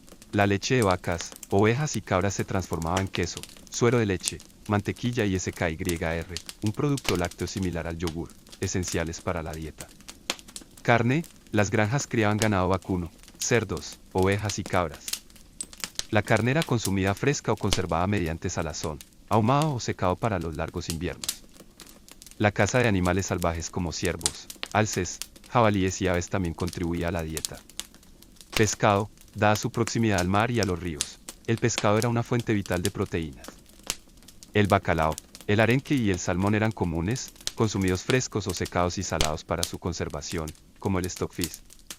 Verduras y frutas. Las hortalizas cultivadas incluían nabos, zanahorias, silvestres, puerros, cebollas y repollo. Las bayas silvestres, arándanos, moras, frambuesas y nueces completaban la dieta. Miel, era el edulcorante principal y se utilizaba para hacer hidromiel, una bebida alcohólica popular. La cocina se realizaba en un fuego abierto dentro de la casa, y los alimentos se cocinaban en ollas de hierro o cerámica, o se asaban directamente sobre las brasas. Los banquetes y festividades eran ocasiones para el consumo de grandes cantidades de comida y bebida. Vivienda. La mayoría de los vikingos vivían en casas largas, langus, estructuras funcionales diseñadas para proteger del clima nórdico. Estructura. Las casas largas eran rectangulares, construidas con materiales locales como madera, turba, piedra o una combinación de ellos. En Islandia y Groenlandia, la turba era el material dominante debido a la escasez de madera. Diseño interior. El interior solía ser una gran sala central con un fuego abierto en el centro, que proporcionaba calor, luz y servía para cocinar. No había chimeneas, por lo que el humo salía por un agujero en el techo. A lo largo de las paredes había bancos de madera que servían como asientos durante el día y camas por la noche. Espacio multifuncional. Las casas largas no solo albergaban a la familia humana, a menudo extendida, sino también, en una sección separada, al ganado durante el invierno, lo que proporcionaba calor adicional y facilitaba el cuidado de los animales. Funcionalidad. Estas casas eran oscuras, con pocas ventanas, pero bien aisladas. Eran el centro de la vida familiar, donde se comía, se dormía, se tejía, se reparaban herramientas y se contaban historias. Vestimenta. La vestimenta vikinga era práctica, duradera y adaptada al clima, aunque también reflejaba el estatus social y la riqueza a través de la calidad de los materiales y los adornos. Materiales. Los materiales más comunes eran la lana y el lino. La lana era excelente para el calor y la resistencia al agua, mientras que el lino se usaba para la ropa interior y prendas más ligeras en verano. La piel y el cuero también se utilizaban para abrigos y accesorios. Capas. La gente vestía varias capas para protegerse del frío. Los hombres usaban túnicas largas, hasta las rodillas o más, pantalones holgados o ajustados, y una capa o manto exterior. Las mujeres llevaban un vestido interior largo, sobre el cual se ponía un vestido de tirantes, o delantal, sujetado con broches ornamentados, y una capa exterior. Calzado y accesorios. Zapatos de cuero, a menudo con suelas blandas, y botas más altas para protegerse del frío. Los accesorios incluían cinturones, bolsos, guantes, gorros de lana y, para los más ricos, joyas elaboradas como broches, anillos, collares y brazaletes de plata, oro y bronce. Color y ornamentación. Aunque la paleta de colores provenía de tintes naturales, plantas, insectos, los vikingos usaban colores vibrantes. Las prendas se adornaban con bordados, tablet de avín, tejido de tabletas, y, en el caso de los ricos, con ribetes de piel o seda de oriente. La vida cotidiana vikinga era una constante interacción con el entorno, donde cada aspecto de la existencia estaba diseñado para la supervivencia y el sustento, sin dejar de lado la expresión cultural a través del arte y la artesanía. Rol de las mujeres, derechos, tareas, escalmo. El rol de las mujeres en la sociedad vikinga fue notablemente más autónomo y significativo en comparación con muchas otras culturas europeas de la misma época. Si bien la sociedad era patriarcal, las mujeres tenían derechos, responsabilidades y un nivel de independencia que desafía los estereotipos modernos. Derechos. Las mujeres vikingas tenían derechos legales significativos que las distinguían. Propiedad. Podían poseer y heredar propiedades, incluidas tierras, granjas y bienes muebles. Esto les otorgaba una base económica y un poder considerable. Divorcio. Las mujeres tenían el derecho de solicitar el divorcio, una prerrogativa rara en la Europa medieval. Las razones para el divorcio podían incluir el abuso físico, la impotencia del marido o la negativa a mantener a la esposa. Al divorciarse, la mujer podía recuperar su dote y la mitad de la propiedad conyugal. Dote: las mujeres traían una dote al matrimonio, que permanecía bajo su propiedad legal y podía ser reclamada en caso de divorcio o viudez. Autoridad doméstica: la mujer era la ama de casa, husfreja, y la administradora principal de la granja en ausencia de su marido. Tenía la llave de la casa, un símbolo de su autoridad, supervisaba las tareas domésticas, el ganado, la producción de alimentos y textiles, y la educación de los hijos. Asuntos legales: en ausencia de sus maridos, las mujeres podían representar a su familia en asuntos legales y comerciales, e incluso iniciar pleitos en los tings. Tareas y responsabilidades: aunque no participaban en las incursiones de la misma manera que los hombres, las tareas de las mujeres eran fundamentales para la supervivencia y prosperidad de la granja y la comunidad. Administración del hogar: gestionaban el día a día de la granja, incluyendo la supervisión de los esclavos o siervos. Producción de alimentos: participaban en el cultivo, la cosecha, la preparación y conservación de alimentos, secado, salazón, ahumado. También eran responsables de la elaboración de cerveza. Textiles y ropa: las mujeres eran las principales tejedoras, hilanderas y costureras. La producción de ropa, desde el procesamiento de la lana hasta el producto final, era una tarea laboriosa y crucial. Cuidado de los hijos: eran las principales responsables de la crianza y la educación temprana de los niños. Comercio: las mujeres de familias comerciales a menudo participaban activamente en la gestión de los negocios, y algunas incluso se dedicaban al comercio de forma independiente, como atestiguan algunas sagas. Escaldmo: doncellas escudo. La figura de la escaldmo, doncella escudo, es uno de los aspectos más intrigantes y debatidos sobre el rol de las mujeres en la sociedad vikinga. Las sagas nórdicas, especialmente la saga de Erbor y Eidrek y la saga de Erik el Rojo, describen a mujeres que elegían la vida de guerrera en lugar de los roles tradicionales femeninos. Eran representadas como mujeres que luchaban en la batalla junto a los hombres, portando armas y escudos. Si bien las sagas son una fuente literaria y no histórica en el sentido estricto, la existencia de Escaldmo como un fenómeno extendido es cuestionable. La mayoría de los historiadores y arqueólogos creen que las Escaldmo eran más bien una figura literaria o arquetípica que representaba el espíritu indomable y la fuerza de las mujeres vikingas, en lugar de una práctica común. Las evidencias arqueológicas de mujeres enterradas con armas son raras y ambiguas. A menudo, estas armas pueden haber sido un símbolo de estatus o un ajuar funerario para el más allá, más que una prueba de que empuñaran espadas en batalla. Sin embargo, la existencia del concepto de Escaldmo en la literatura y la cultura vikinga es significativa. Refleja una sociedad donde la valentía y la fuerza eran virtudes altamente valoradas, y donde se reconocía que estas cualidades podían manifestarse tanto en hombres como en mujeres, incluso si sus roles sociales predominantes eran diferentes.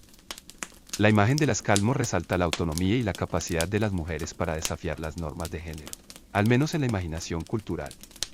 En general, el papel de las mujeres en la sociedad vikinga fue multifacético, esencial y con un grado de poder y respeto que a menudo se pasa por alto. Niñez y educación. La niñez en la sociedad vikinga era un periodo crucial de aprendizaje práctico, resiliencia y preparación para los rigores de la vida adulta. A diferencia de las concepciones modernas, la educación no se centraba en la escolarización formal, sino en la transmisión oral y la participación activa en las tareas cotidianas de la granja o el clan. Crianza y primeros años. Nacimiento y nombramiento. El nacimiento era un evento importante. Poco después de nacer, el bebé se presentaba al padre de familia, quien decidía si debía ser criado o expuesto, abandonado a su suerte, una práctica que, aunque existía, probablemente era rara y reservada para bebés con deformidades o en tiempos de extrema hambruna. Si el padre lo aceptaba, se le rociaba con agua y se le daba un nombre, a menudo elegido de una lista de ancestros para honrar a la familia y, en ocasiones, con la esperanza de que el niño adoptara las características del homónimo. Roles maternos y paternos. La madre y otras mujeres del hogar eran las principales cuidadoras de los niños pequeños. Los padres, especialmente en los primeros años, también tenían un papel activo en la crianza, enseñando habilidades y valores. Juegos y juguetes. Los niños vikingos jugaban con juguetes sencillos, como muñecas de madera, pequeños barcos tallados, dados y tableros para juegos de mesa. El juego no solo era recreación, sino también una forma de aprender habilidades motoras y sociales. Educación y aprendizaje. La educación vikinga era predominantemente práctica y orientada al rol de género y clase social. Aprendizaje por observación y participación. Los niños aprendían observando y ayudando a los adultos en sus tareas diarias desde una edad temprana. No había escuelas ni libros de texto. El conocimiento se transmitía oralmente y a través de la experiencia directa. Niños, hombres jóvenes. Habilidades agrícolas. Aprendían a manejar el ganado, arar, sembrar, cosechar y cuidar los campos. Habilidades de caza y pesca, cruciales para la subsistencia, aprendían a cazar animales, pescar en ríos y mares, y trampas. Habilidades de carpintería y herrería, aprendían a trabajar la madera y el metal para construir y reparar herramientas, casas y barcos. Habilidades de guerrero, los niños eran entrenados en el uso de armas, arco y flecha, lanza, espada, desde una edad temprana. Se les enseñaba a luchar, a montar a caballo y a navegar. La fuerza física y la resistencia eran altamente valoradas. Conocimiento legal y oral, aprendían sobre las leyes y costumbres del Ting, así como sagas, poemas y mitos que transmitían la historia, la moral y la sabiduría de su pueblo. Niñas, mujeres jóvenes. Habilidades domésticas, aprendían todas las facetas de la gestión del hogar, cocinar, conservar alimentos, preparar bebidas, limpiar y mantener la casa. Producción textil, dominaban el hilado, el tejido, a menudo con telares verticales, el teñido y la confección de ropa, una habilidad vital para la familia. Cuidado del ganado, ayudaban con el ordeño, la elaboración de productos lácteos y el cuidado de los animales. Herboristería y primeros auxilios, aprendían sobre plantas medicinales y remedios caseros. Administración, se les enseñaba a llevar las cuentas de la granja y a supervisar a los sirvientes, preparándolas para su futuro rol como husfreyja. Fosterage, fosturtaca era común que los niños de familias nobles o ricas fueran enviados a vivir y ser criados por otras familias, a menudo las de un jarlo o un pariente influyente. Esto fortalecía los lazos de clan, enseñaba lealtad y permitía a los niños aprender habilidades y costumbres de un entorno diferente, y a veces, más prestigioso. Transición a la adultez, los jóvenes eran considerados adultos a una edad relativamente temprana, finales de la adolescencia, momento en el que asumían plenas responsabilidades y se esperaba que se casaran y formaran su propia familia. La educación vikinga era, por tanto, una formación integral para la vida, centrada en la supervivencia, la autosuficiencia y la perpetuación de las tradiciones y habilidades de la comunidad. Fomentaba la independencia, el valor y la capacidad de adaptación, cualidades esenciales para prosperar en el duro mundo nórdico. Festividades y música. La vida vikinga, aunque marcada por el trabajo arduo y los desafíos, también estaba salpicada de festividades y celebraciones que proporcionaban un respiro, reforzaban los lazos comunitarios y honraban a los dioses. La música, la poesía y la narración de historias eran elementos centrales de estas ocasiones, tejiendo el tejido cultural y espiritual de la sociedad. Festividades. Las festividades vikingas estaban intrínsecamente ligadas a los ciclos agrícolas y las creencias religiosas, a menudo coincidiendo con los solsticios y equinoccios. Eran ocasiones para grandes banquetes, hildi, consumo de alcohol, cerveza e hidromiel, sacrificios, blood, juegos, competencias y la narración de sagas y poemas. 1. Yule, Hol, la festividad más importante, celebrada en pleno invierno, alrededor del solsticio de invierno. Era un tiempo para el holgorio, los banquetes y las ofrendas para asegurar el regreso del sol y la fertilidad de la tierra. Se sacrificaban animales y se compartía su carne, se bebía copiosamente en honor a los dioses y los ancestros, y se hacían juramentos importantes. Muchos de los elementos modernos de la Navidad tienen sus raíces en las tradiciones de Yule. 2. Blood de primavera, celebrado para marcar el inicio de la primavera y la siembra. Se ofrecían sacrificios a Freyr y otras deidades de la fertilidad para asegurar buenas cosechas y la prosperidad del ganado. 3. Midsummer, Midsommar, celebrado en el solsticio de verano. Era un tiempo de luz y vitalidad. Aunque menos documentado que Yule, se asociaba con la fertilidad y la prosperidad. 4. Blood de cosecha, celebrado en otoño, para agradecer las cosechas abundantes y prepararse para el invierno. Se ofrecían sacrificios en gratitud por la comida obtenida. Además de estas festividades estacionales, se celebraban bodas, funerales y regresos exitosos de incursiones con grandes banquetes y reuniones. Los Tings, asambleas, también eran eventos sociales importantes, donde la gente se reunía no solo por asuntos legales, sino también para comerciar, socializar y participar en juegos y competencias. Música. La música era una parte integral de la vida vikinga, aunque la evidencia arqueológica directa es limitada. Nuestro conocimiento proviene principalmente de los textos de las sagas, la poesía escáldica y algunos hallazgos instrumentales. Instrumentos musicales. Liras /arpas, lires /harps eran instrumentos de cuerda pulsada, probablemente los más comunes. Se han encontrado restos de liras en tumbas vikingas, lo que sugiere su importancia. Se utilizaban para acompañar la poesía y las narraciones. Flautas y silbatos, fabricados con hueso o madera, se utilizaban para melodías sencillas.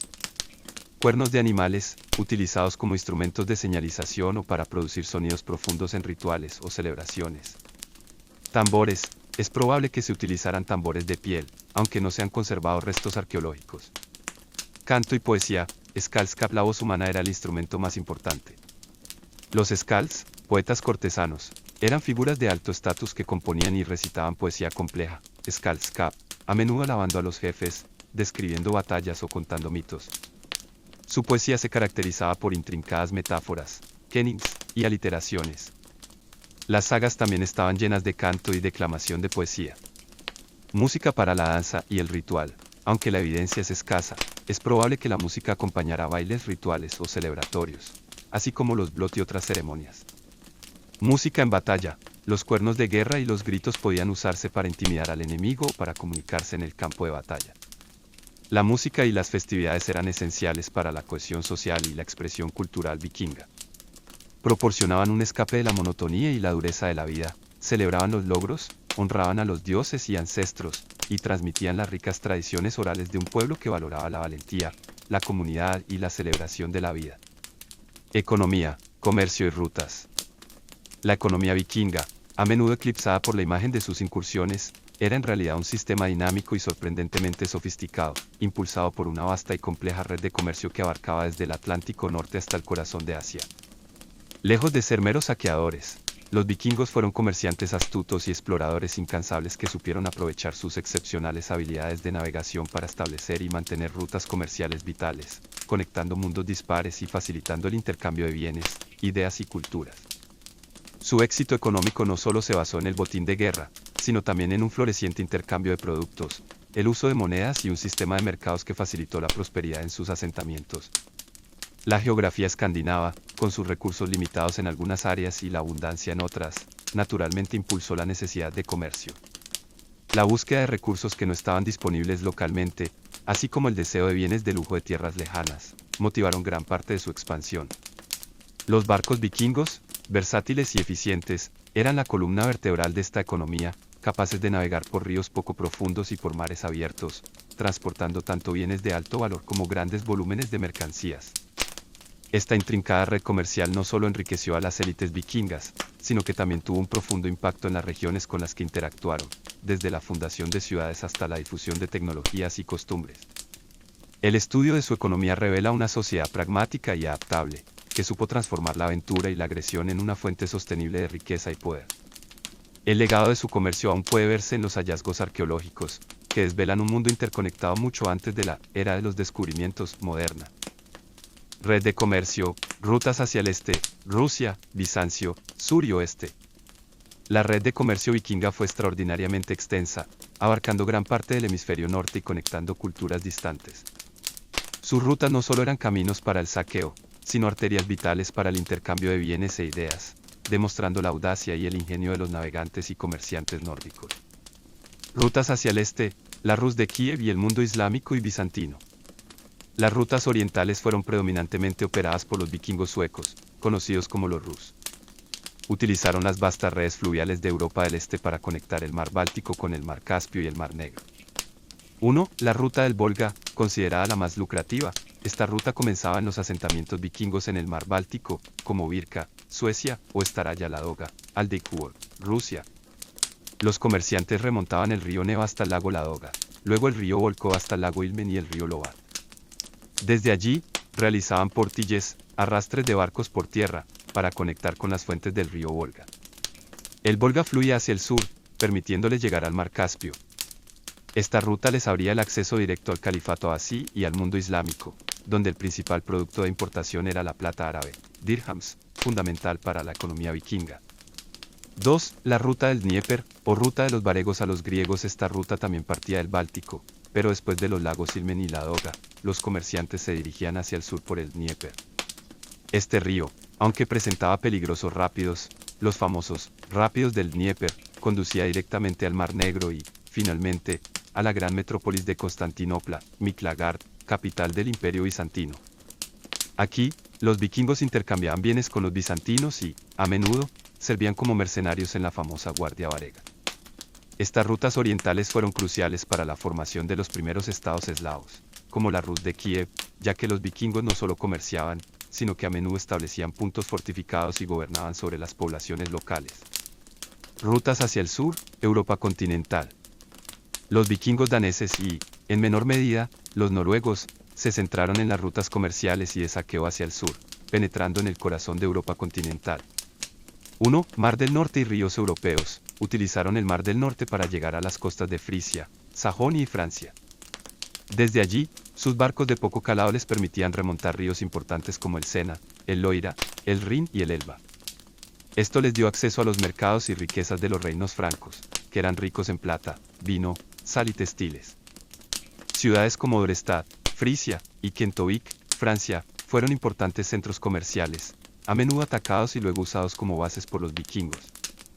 2. Península Ibérica y el Mediterráneo. Expediciones vikingas, especialmente danesas y noruegas, llegaron a la península ibérica, el norte de África e incluso al Mediterráneo, Italia y Bizancio, a través del estrecho de Gibraltar. Aunque sus incursiones fueron notables, sus actividades comerciales en estas regiones fueron menos sistemáticas que en el este, a menudo mezcladas con el saqueo y la exigencia de tributos. Rutas hacia el oeste, Islas Británicas y Atlántico Norte. Principalmente impulsadas por los vikingos noruegos y daneses, estas rutas llevaron a la colonización y el comercio en las Islas Británicas y el Atlántico. 1. Islas Británicas, Inglaterra, Irlanda, Escocia y las islas periféricas, Orcadas, Shetland, Hébridas, Isla de Man, se convirtieron en centros neurálgicos para el comercio y el asentamiento. Ciudades como Dublín, Irlanda, fueron fundadas por los vikingos y se convirtieron en importantes emporios comerciales que conectaban Escandinavia con Europa y el Atlántico. 2. Atlántico Norte. Los vikingos exploraron y colonizaron Islandia, Groenlandia y, brevemente, Vinland, América del Norte. Estas rutas, aunque más difíciles, eran vitales para el comercio de productos como el marfil de Morsa, pieles, madera y pescado seco, que se intercambiaban con Escandinavia y Europa continental. La complejidad de esta red demuestra que la era vikinga no fue solo un periodo de violencia, sino también una era de intensa interconexión económica y cultural global. Productos de exportación e importación. La economía vikinga se basaba en un equilibrio dinámico entre los recursos que podían obtener de sus tierras y las demandas de los mercados extranjeros. La naturaleza de sus productos de exportación e importación revela mucho sobre sus necesidades, sus habilidades y su relación con el resto del mundo. Productos de exportación, lo que los vikingos ofrecían al mundo. Los vikingos exportaban principalmente materias primas y productos de lujo obtenidos de sus vastos territorios o a través de sus incursiones. 1. Pieles y cueros. Eran uno de los productos más valiosos. Pieles de animales salvajes como zorros, lobos, osos, martas, castores, y también de animales domésticos como ovejas y vacas. Los climas nórdicos producían pieles de alta calidad, muy demandadas en Europa y el mundo islámico para la confección de ropa, abrigos y accesorios. 2. Ámbar, un recurso natural abundante en la región del Báltico. El ámbar era muy valorado por su belleza y se utilizaba en joyería y objetos ornamentales en toda Europa. 3. Marfil de Morsa y dientes de narval, especialmente importante en las rutas del Atlántico Norte, desde Groenlandia a Islandia. El marfil de Morsa era un sustituto valioso del marfil de elefante, utilizado para tallas finas, como piezas de ajedrez, mangos de herramientas y objetos de arte. 4. Esclavos. Lamentablemente, el comercio de esclavos era una parte significativa y lucrativa de la economía vikinga. Muchos de los capturados en sus incursiones en Europa occidental y oriental, eslavos, anglosajones, irlandeses, eran vendidos en los mercados de Bizancio, el mundo islámico e incluso más allá. La palabra, esclavo, en inglés, slav, se cree que deriva de eslavo, debido al gran número de personas de Europa del Este vendidas en cautiverio. 5. Hierro y objetos de hierro. Escandinavia tenía ricos depósitos de mineral de hierro. Los vikingos eran expertos herreros, produciendo hierro en bruto, blooms, así como armas, espadas, puntas de lanza, hachas, herramientas, hachas de carpintero, azadas, y cadenas de alta calidad que eran valoradas. 6. Pescado seco. Stockfish, una fuente vital de alimento y un producto de exportación desde regiones como Noruega e Islandia, donde la abundancia de pescado y el clima frío y seco permitían una conservación eficiente. 7. Madera y mástiles de barco. Aunque escaseaban en Islandia y Groenlandia, las vastas zonas boscosas de Escandinavia proporcionaban madera de alta calidad, especialmente para la construcción naval. 8. Miel y cera, productos de la apicultura, utilizados para el consumo, la elaboración de hidromiel y velas. 9. Plumas y cetrería, las plumas de aves rapaces y, en algunos casos, los propios halcones, eran objetos de lujo muy buscados por las élites europeas para la cetrería. Productos de importación, lo que los vikingos buscaban del mundo. Los vikingos importaban bienes que no podían producir o que eran considerados de lujo y prestigio. 1. Plata, la importación más crucial, especialmente desde el califato Abbasí, a través de la ruta del Volga. La plata se utilizaba para la fabricación de joyas, monedas, aunque a menudo se cortaban para el peso, y como una forma de riqueza y prestigio. Se han encontrado vastos tesoros de dirhams de plata árabe en Escandinavia. 2. Seda, un producto de lujo muy codiciado del Imperio Bizantino y Asia. Se utilizaba para ropa, adornos y como signo de riqueza. 3. Vino, importado de Europa continental, especialmente de la región franca, para el consumo de las élites. 4. Sal, esencial para la conservación de alimentos y a menudo escasa en algunas regiones de Escandinavia. 5. Cerámica y vidrio, productos manufacturados de mayor calidad de Europa continental. 6. Armas y herramientas, de alta calidad aunque producían su propio hierro. Algunas armas y herramientas forjadas en lugares como el Imperio Franco, por ejemplo, espadas de Uther, eran altamente valoradas. 7. Joyas y oro, aunque los vikingos crearon sus propias joyas, también importaban piezas de oro y gemas de otras culturas, que a menudo fundían y reelaboraban. 8. Molinos de piedra, kerstones a menudo importados de regiones con mejor geología para su producción. El comercio de estos bienes, tanto la exportación como la importación, fue un motor fundamental para la economía vikinga, impulsando la exploración, la colonización y el desarrollo de centros urbanos. Monedas, tesoros y hallazgos arqueológicos. La relación de los vikingos con la moneda, los tesoros y los hallazgos arqueológicos es un testimonio crucial de su economía, sus redes comerciales y su visión de la riqueza.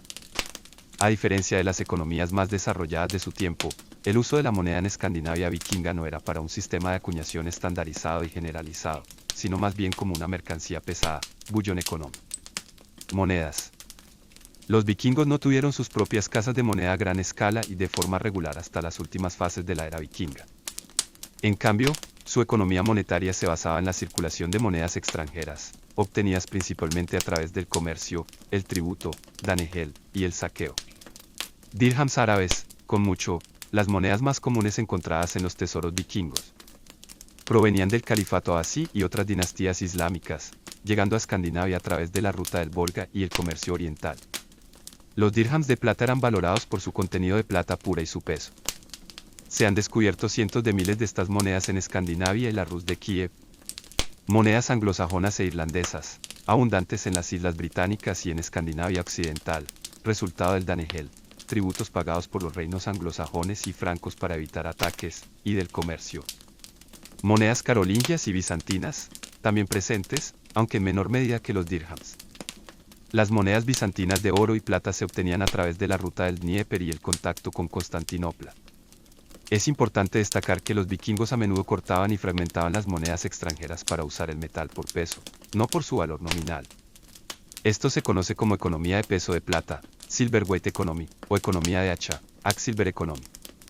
La plata, en lingotes, joyas, fragmentos de monedas o incluso trozos de adornos, era la unidad de valor universal. Se usaban balanzas y pesas para medir con precisión la cantidad de plata en cada transacción. Tesoros, quartz. Los tesoros vikingos son colecciones de objetos de valor, principalmente monedas de plata, pero también lingotes, joyas de plata y oro, y otros objetos preciosos, enterrados deliberadamente en el suelo. El hallazgo de estos tesoros es una de las principales fuentes de información sobre la riqueza, el comercio y los patrones de asentamiento vikingos. Propósito: los tesoros se enterraban por diversas razones. Seguridad, como una forma de ahorro y protección contra el robo, la invasión o la inestabilidad política. Ritual / ofrenda. En algunos casos, los tesoros pudieron haber sido ofrendas a los dioses o a la tierra. Almacenamiento de riqueza, una forma de guardar la riqueza acumulada hasta que pudiera ser utilizada o dividida. Contenido: la mayoría de los tesoros están dominados por la plata, especialmente dirhams islámicos, lo que subraya la importancia del comercio oriental. También contienen a menudo Axilver, es decir, monedas y joyas cortadas en trozos, lo que reafirma la primacía del peso del metal sobre el valor de acuñación. Distribución.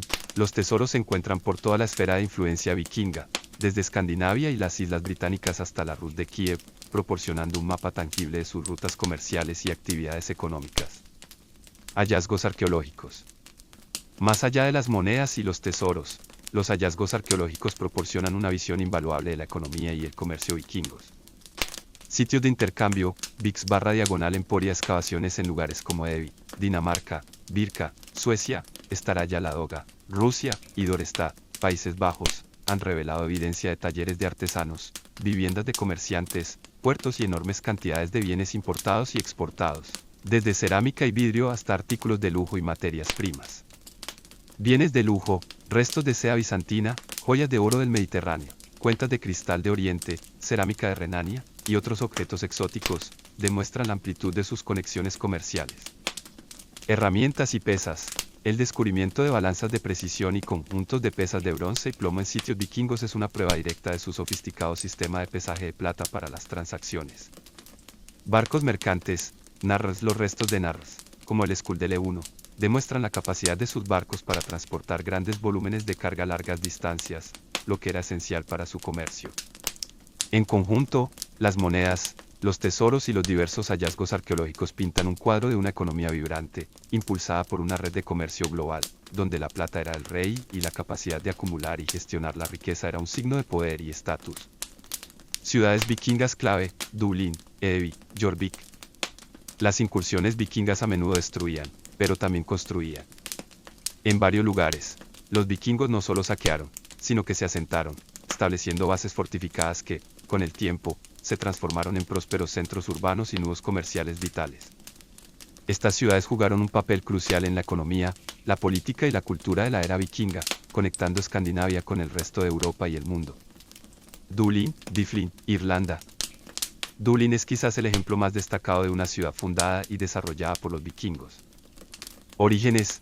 Los vikingos daneses y noruegos establecieron una base fortificada, Lomport, en la desembocadura del río Liffey alrededor del 841 d.C., utilizando este punto estratégico para sus incursiones en Irlanda y más allá. Centro de comercio de esclavos. Rápidamente se convirtió en el principal centro de comercio de esclavos de Europa Occidental, enviando cautivos irlandeses, anglosajones y escoceses a los mercados de Escandinavia, el mundo islámico y Bizancio. Emporio internacional. A lo largo del siglo IX y X, Dublín evolucionó de una base de saqueo a un emporio internacional. Comerciaba con seda de Bizancio, plata del mundo islámico, vino de Francia, cerámica de Frisia, pieles de Escandinavia y bienes de Inglaterra y Gales. Su prosperidad se basaba en su ubicación estratégica y su papel como puerto de escala clave en las rutas entre el Atlántico y el Mar del Norte. Influencia vikinga. Los vikingos gobernaron Dublín como un reino independiente, el Reino de Dublín, durante más de 3 siglos, dejando una profunda huella en la topografía de la ciudad, la cultura y, aunque se mezclaron con los irlandeses, una influencia duradera en la sociedad irlandesa. Las excavaciones en Goodway han revelado extensas evidencias de la vida vikinga, incluyendo estructuras de madera, artesanías y miles de artefactos. Evi, Aitaú, Dinamarca, hoy Alemania. Situada estratégicamente en la base de la península de Jutlandia, Evi fue uno de los centros comerciales más importantes de Escandinavia durante la era vikinga. Ubicación estratégica. Su ubicación en una estrecha conexión entre el mar Báltico, a través del Skellefjord, y el mar del Norte, a través de una corta ruta terrestre de Porti hasta el río Trene, la hacía ideal para el comercio transpeninsular, evitando el peligroso y más largo viaje alrededor de Jutlandia. Primer centro urbano. Evi se desarrolló como uno de los primeros centros urbanos de tipo ciudad en Escandinavia alrededor del siglo VIII, mucho antes de la era vikinga formalmente. Estaba protegida por una muralla semicircular, Danevirke, y fosos. Comercio generalizado. Era un emporio internacional que conectaba el comercio de las rutas orientales, Báltico y Rusia, con las occidentales, Mar del Norte y Europa. Se comercializaba con pieles, ámbar, hierro, esclavos, plata, especialmente dirhams árabes, cerámica, vidrio, grano y textiles. Evidencia arqueológica.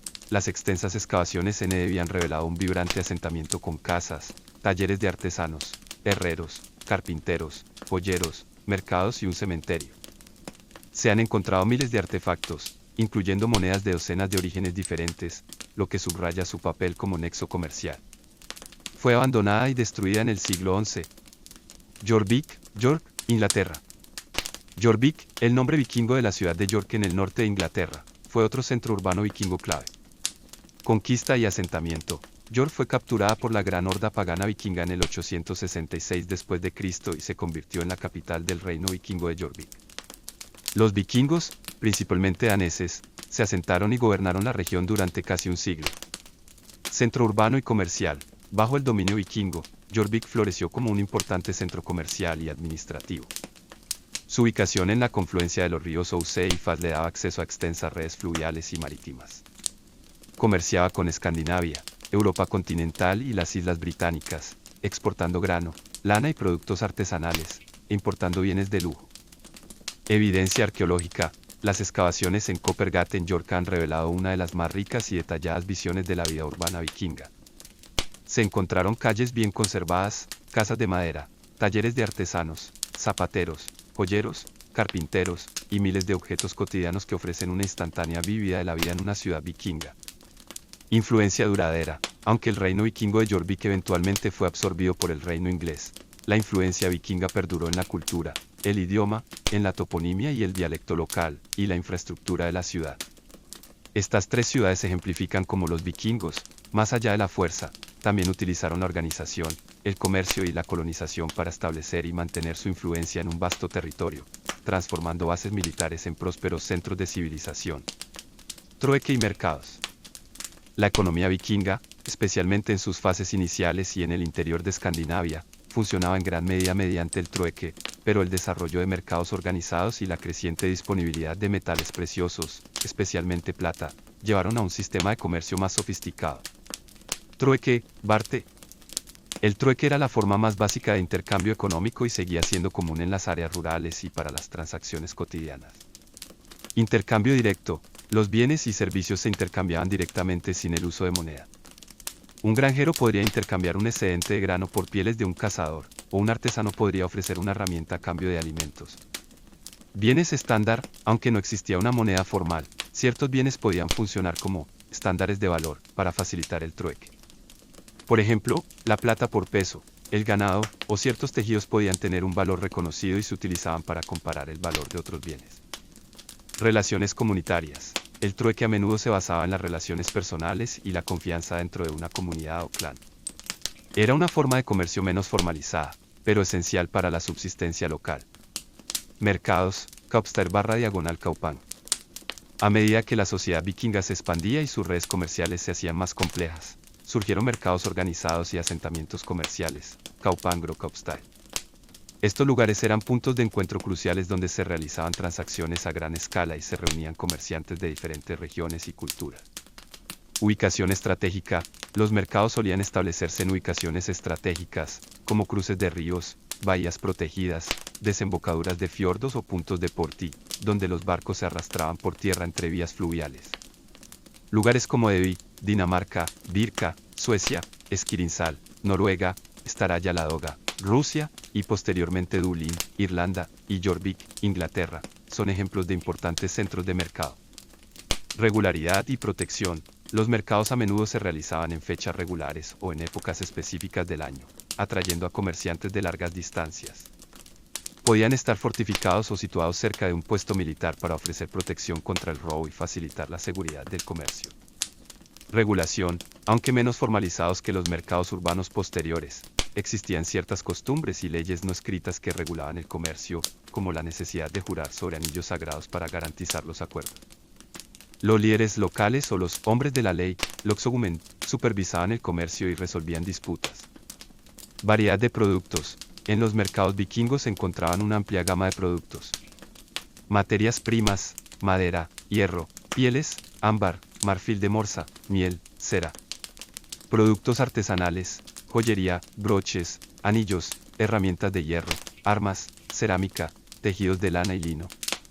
Productos alimenticios, cereales, pescado seco, carne conservada, productos lácteos. Bienes de lujo importados, plata árabe, dirhams, seda bizantina, vino franco, cuentas de vidrio, sal. Esclavos, Los mercados de esclavos eran una parte significativa de la actividad comercial, con personas capturadas en incursiones o vendidas por tribus locales. Rol de la plata. Aunque el trueque persistió, la plata se convirtió en el medio de intercambio dominante en los mercados más grandes. No era tanto una moneda acuñada con valor nominal, sino plata por peso, ag silver. Los comerciantes utilizaban balanzas y pesas para medir con precisión la cantidad de plata en cada transacción, lo que permitía intercambios más complejos y eficientes que el simple trueque de bienes. El surgimiento de los mercados y el uso de la plata como una forma de moneda de peso fueron pasos cruciales en la evolución económica de la sociedad vikinga, permitiéndoles establecer una próspera red comercial que se extendió por vastas áreas geográficas y facilitó su interacción con diversas culturas. Relación con el mundo islámico y Europa continental. La relación de los vikingos con el mundo islámico y Europa continental fue multifacética y compleja, caracterizada por una mezcla de conflicto, saqueo y guerra, comercio y, en ocasiones, interacción cultural y asimilación. Estas interacciones no solo moldearon la propia sociedad vikinga, sino que también dejaron una huella duradera en la historia de estas vastas regiones. Relación con el mundo islámico.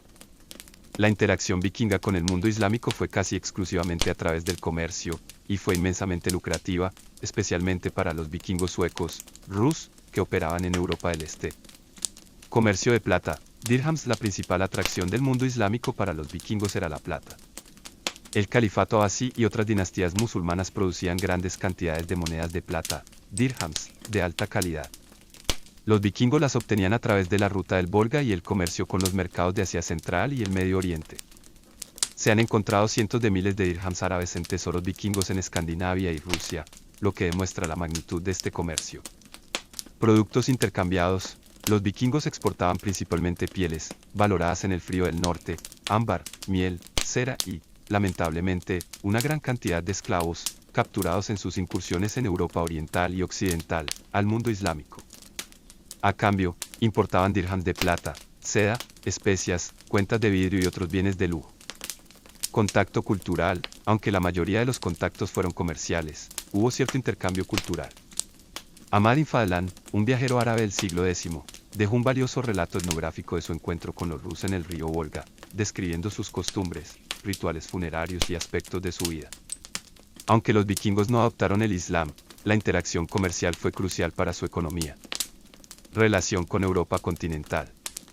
La relación con Europa continental, dominada por los reinos francos, Imperio carolingio y sus sucesores, y, más tarde, el Sacro Imperio Romano Germánico, fue mucho más compleja, alternando entre la violencia, el comercio y la eventual asimilación. Saqueo y tributo. Danegeld. Los vikingos, especialmente los daneses y noruegos, lanzaron incursiones devastadoras en las costas y, remontando ríos, en el interior de los reinos francos, frisios y sajones. Ciudades, monasterios y asentamientos eran saqueados en busca de tesoros, plata y esclavos. La debilidad del Imperio carolingio después de la muerte de Carlomagno facilitó estas incursiones. A menudo, los gobernantes francos pagaban danegeld, tributo en plata u oro, a los vikingos para que se retiraran o dejaran sus tierras en paz, lo que irónicamente, incentivó más incursiones. Asentamientos y colonización. Más allá del saqueo, los vikingos también buscaron establecerse. El ejemplo más famoso es la fundación del Ducado de Normandía en el norte de Francia en el año 911 después de Cristo, cuando el rey franco Carlos el Simple concedió tierras a un jefe vikingo, Rollo, a cambio de proteger la región de otros asaltantes vikingos y convertirse al cristianismo. Esto llevó a una rápida asimilación de los nórdicos en la cultura franca, dando origen a los normandos. Comercio. Incluso en medio de los conflictos, el comercio continuó. Los vikingos comerciaban con bienes como sal, vino, molinos de piedra, cerámica, armas y textiles de Europa continental. Los centros comerciales como Dorestad y Kentovik eran vitales, aunque a menudo eran atacados por los propios vikingos antes de ser utilizados para el comercio. Influencia cultural y religiosa. La exposición a Europa continental llevó eventualmente a la cristianización de Escandinavia. A partir del siglo X, la fe cristiana comenzó a desplazar a la antigua religión nórdica, influenciando gradualmente la sociedad, el arte y las costumbres vikingas. Los contactos con Europa también introdujeron nuevas tecnologías y estilos artísticos. Mercenarios y alianzas. En ocasiones, los vikingos servían como mercenarios para los gobernantes europeos o formaban alianzas temporales con facciones locales en sus luchas internas. En resumen, La relación de los vikingos con el mundo islámico fue principalmente de intercambio comercial pacífico y altamente rentable, mientras que con Europa continental fue una mezcla compleja de violencia depredadora, colonización, comercio y, finalmente, asimilación y cristianización. Ambas interacciones fueron fundamentales para la transformación de la sociedad vikinga y para la configuración del mapa político y cultural de la Europa medieval.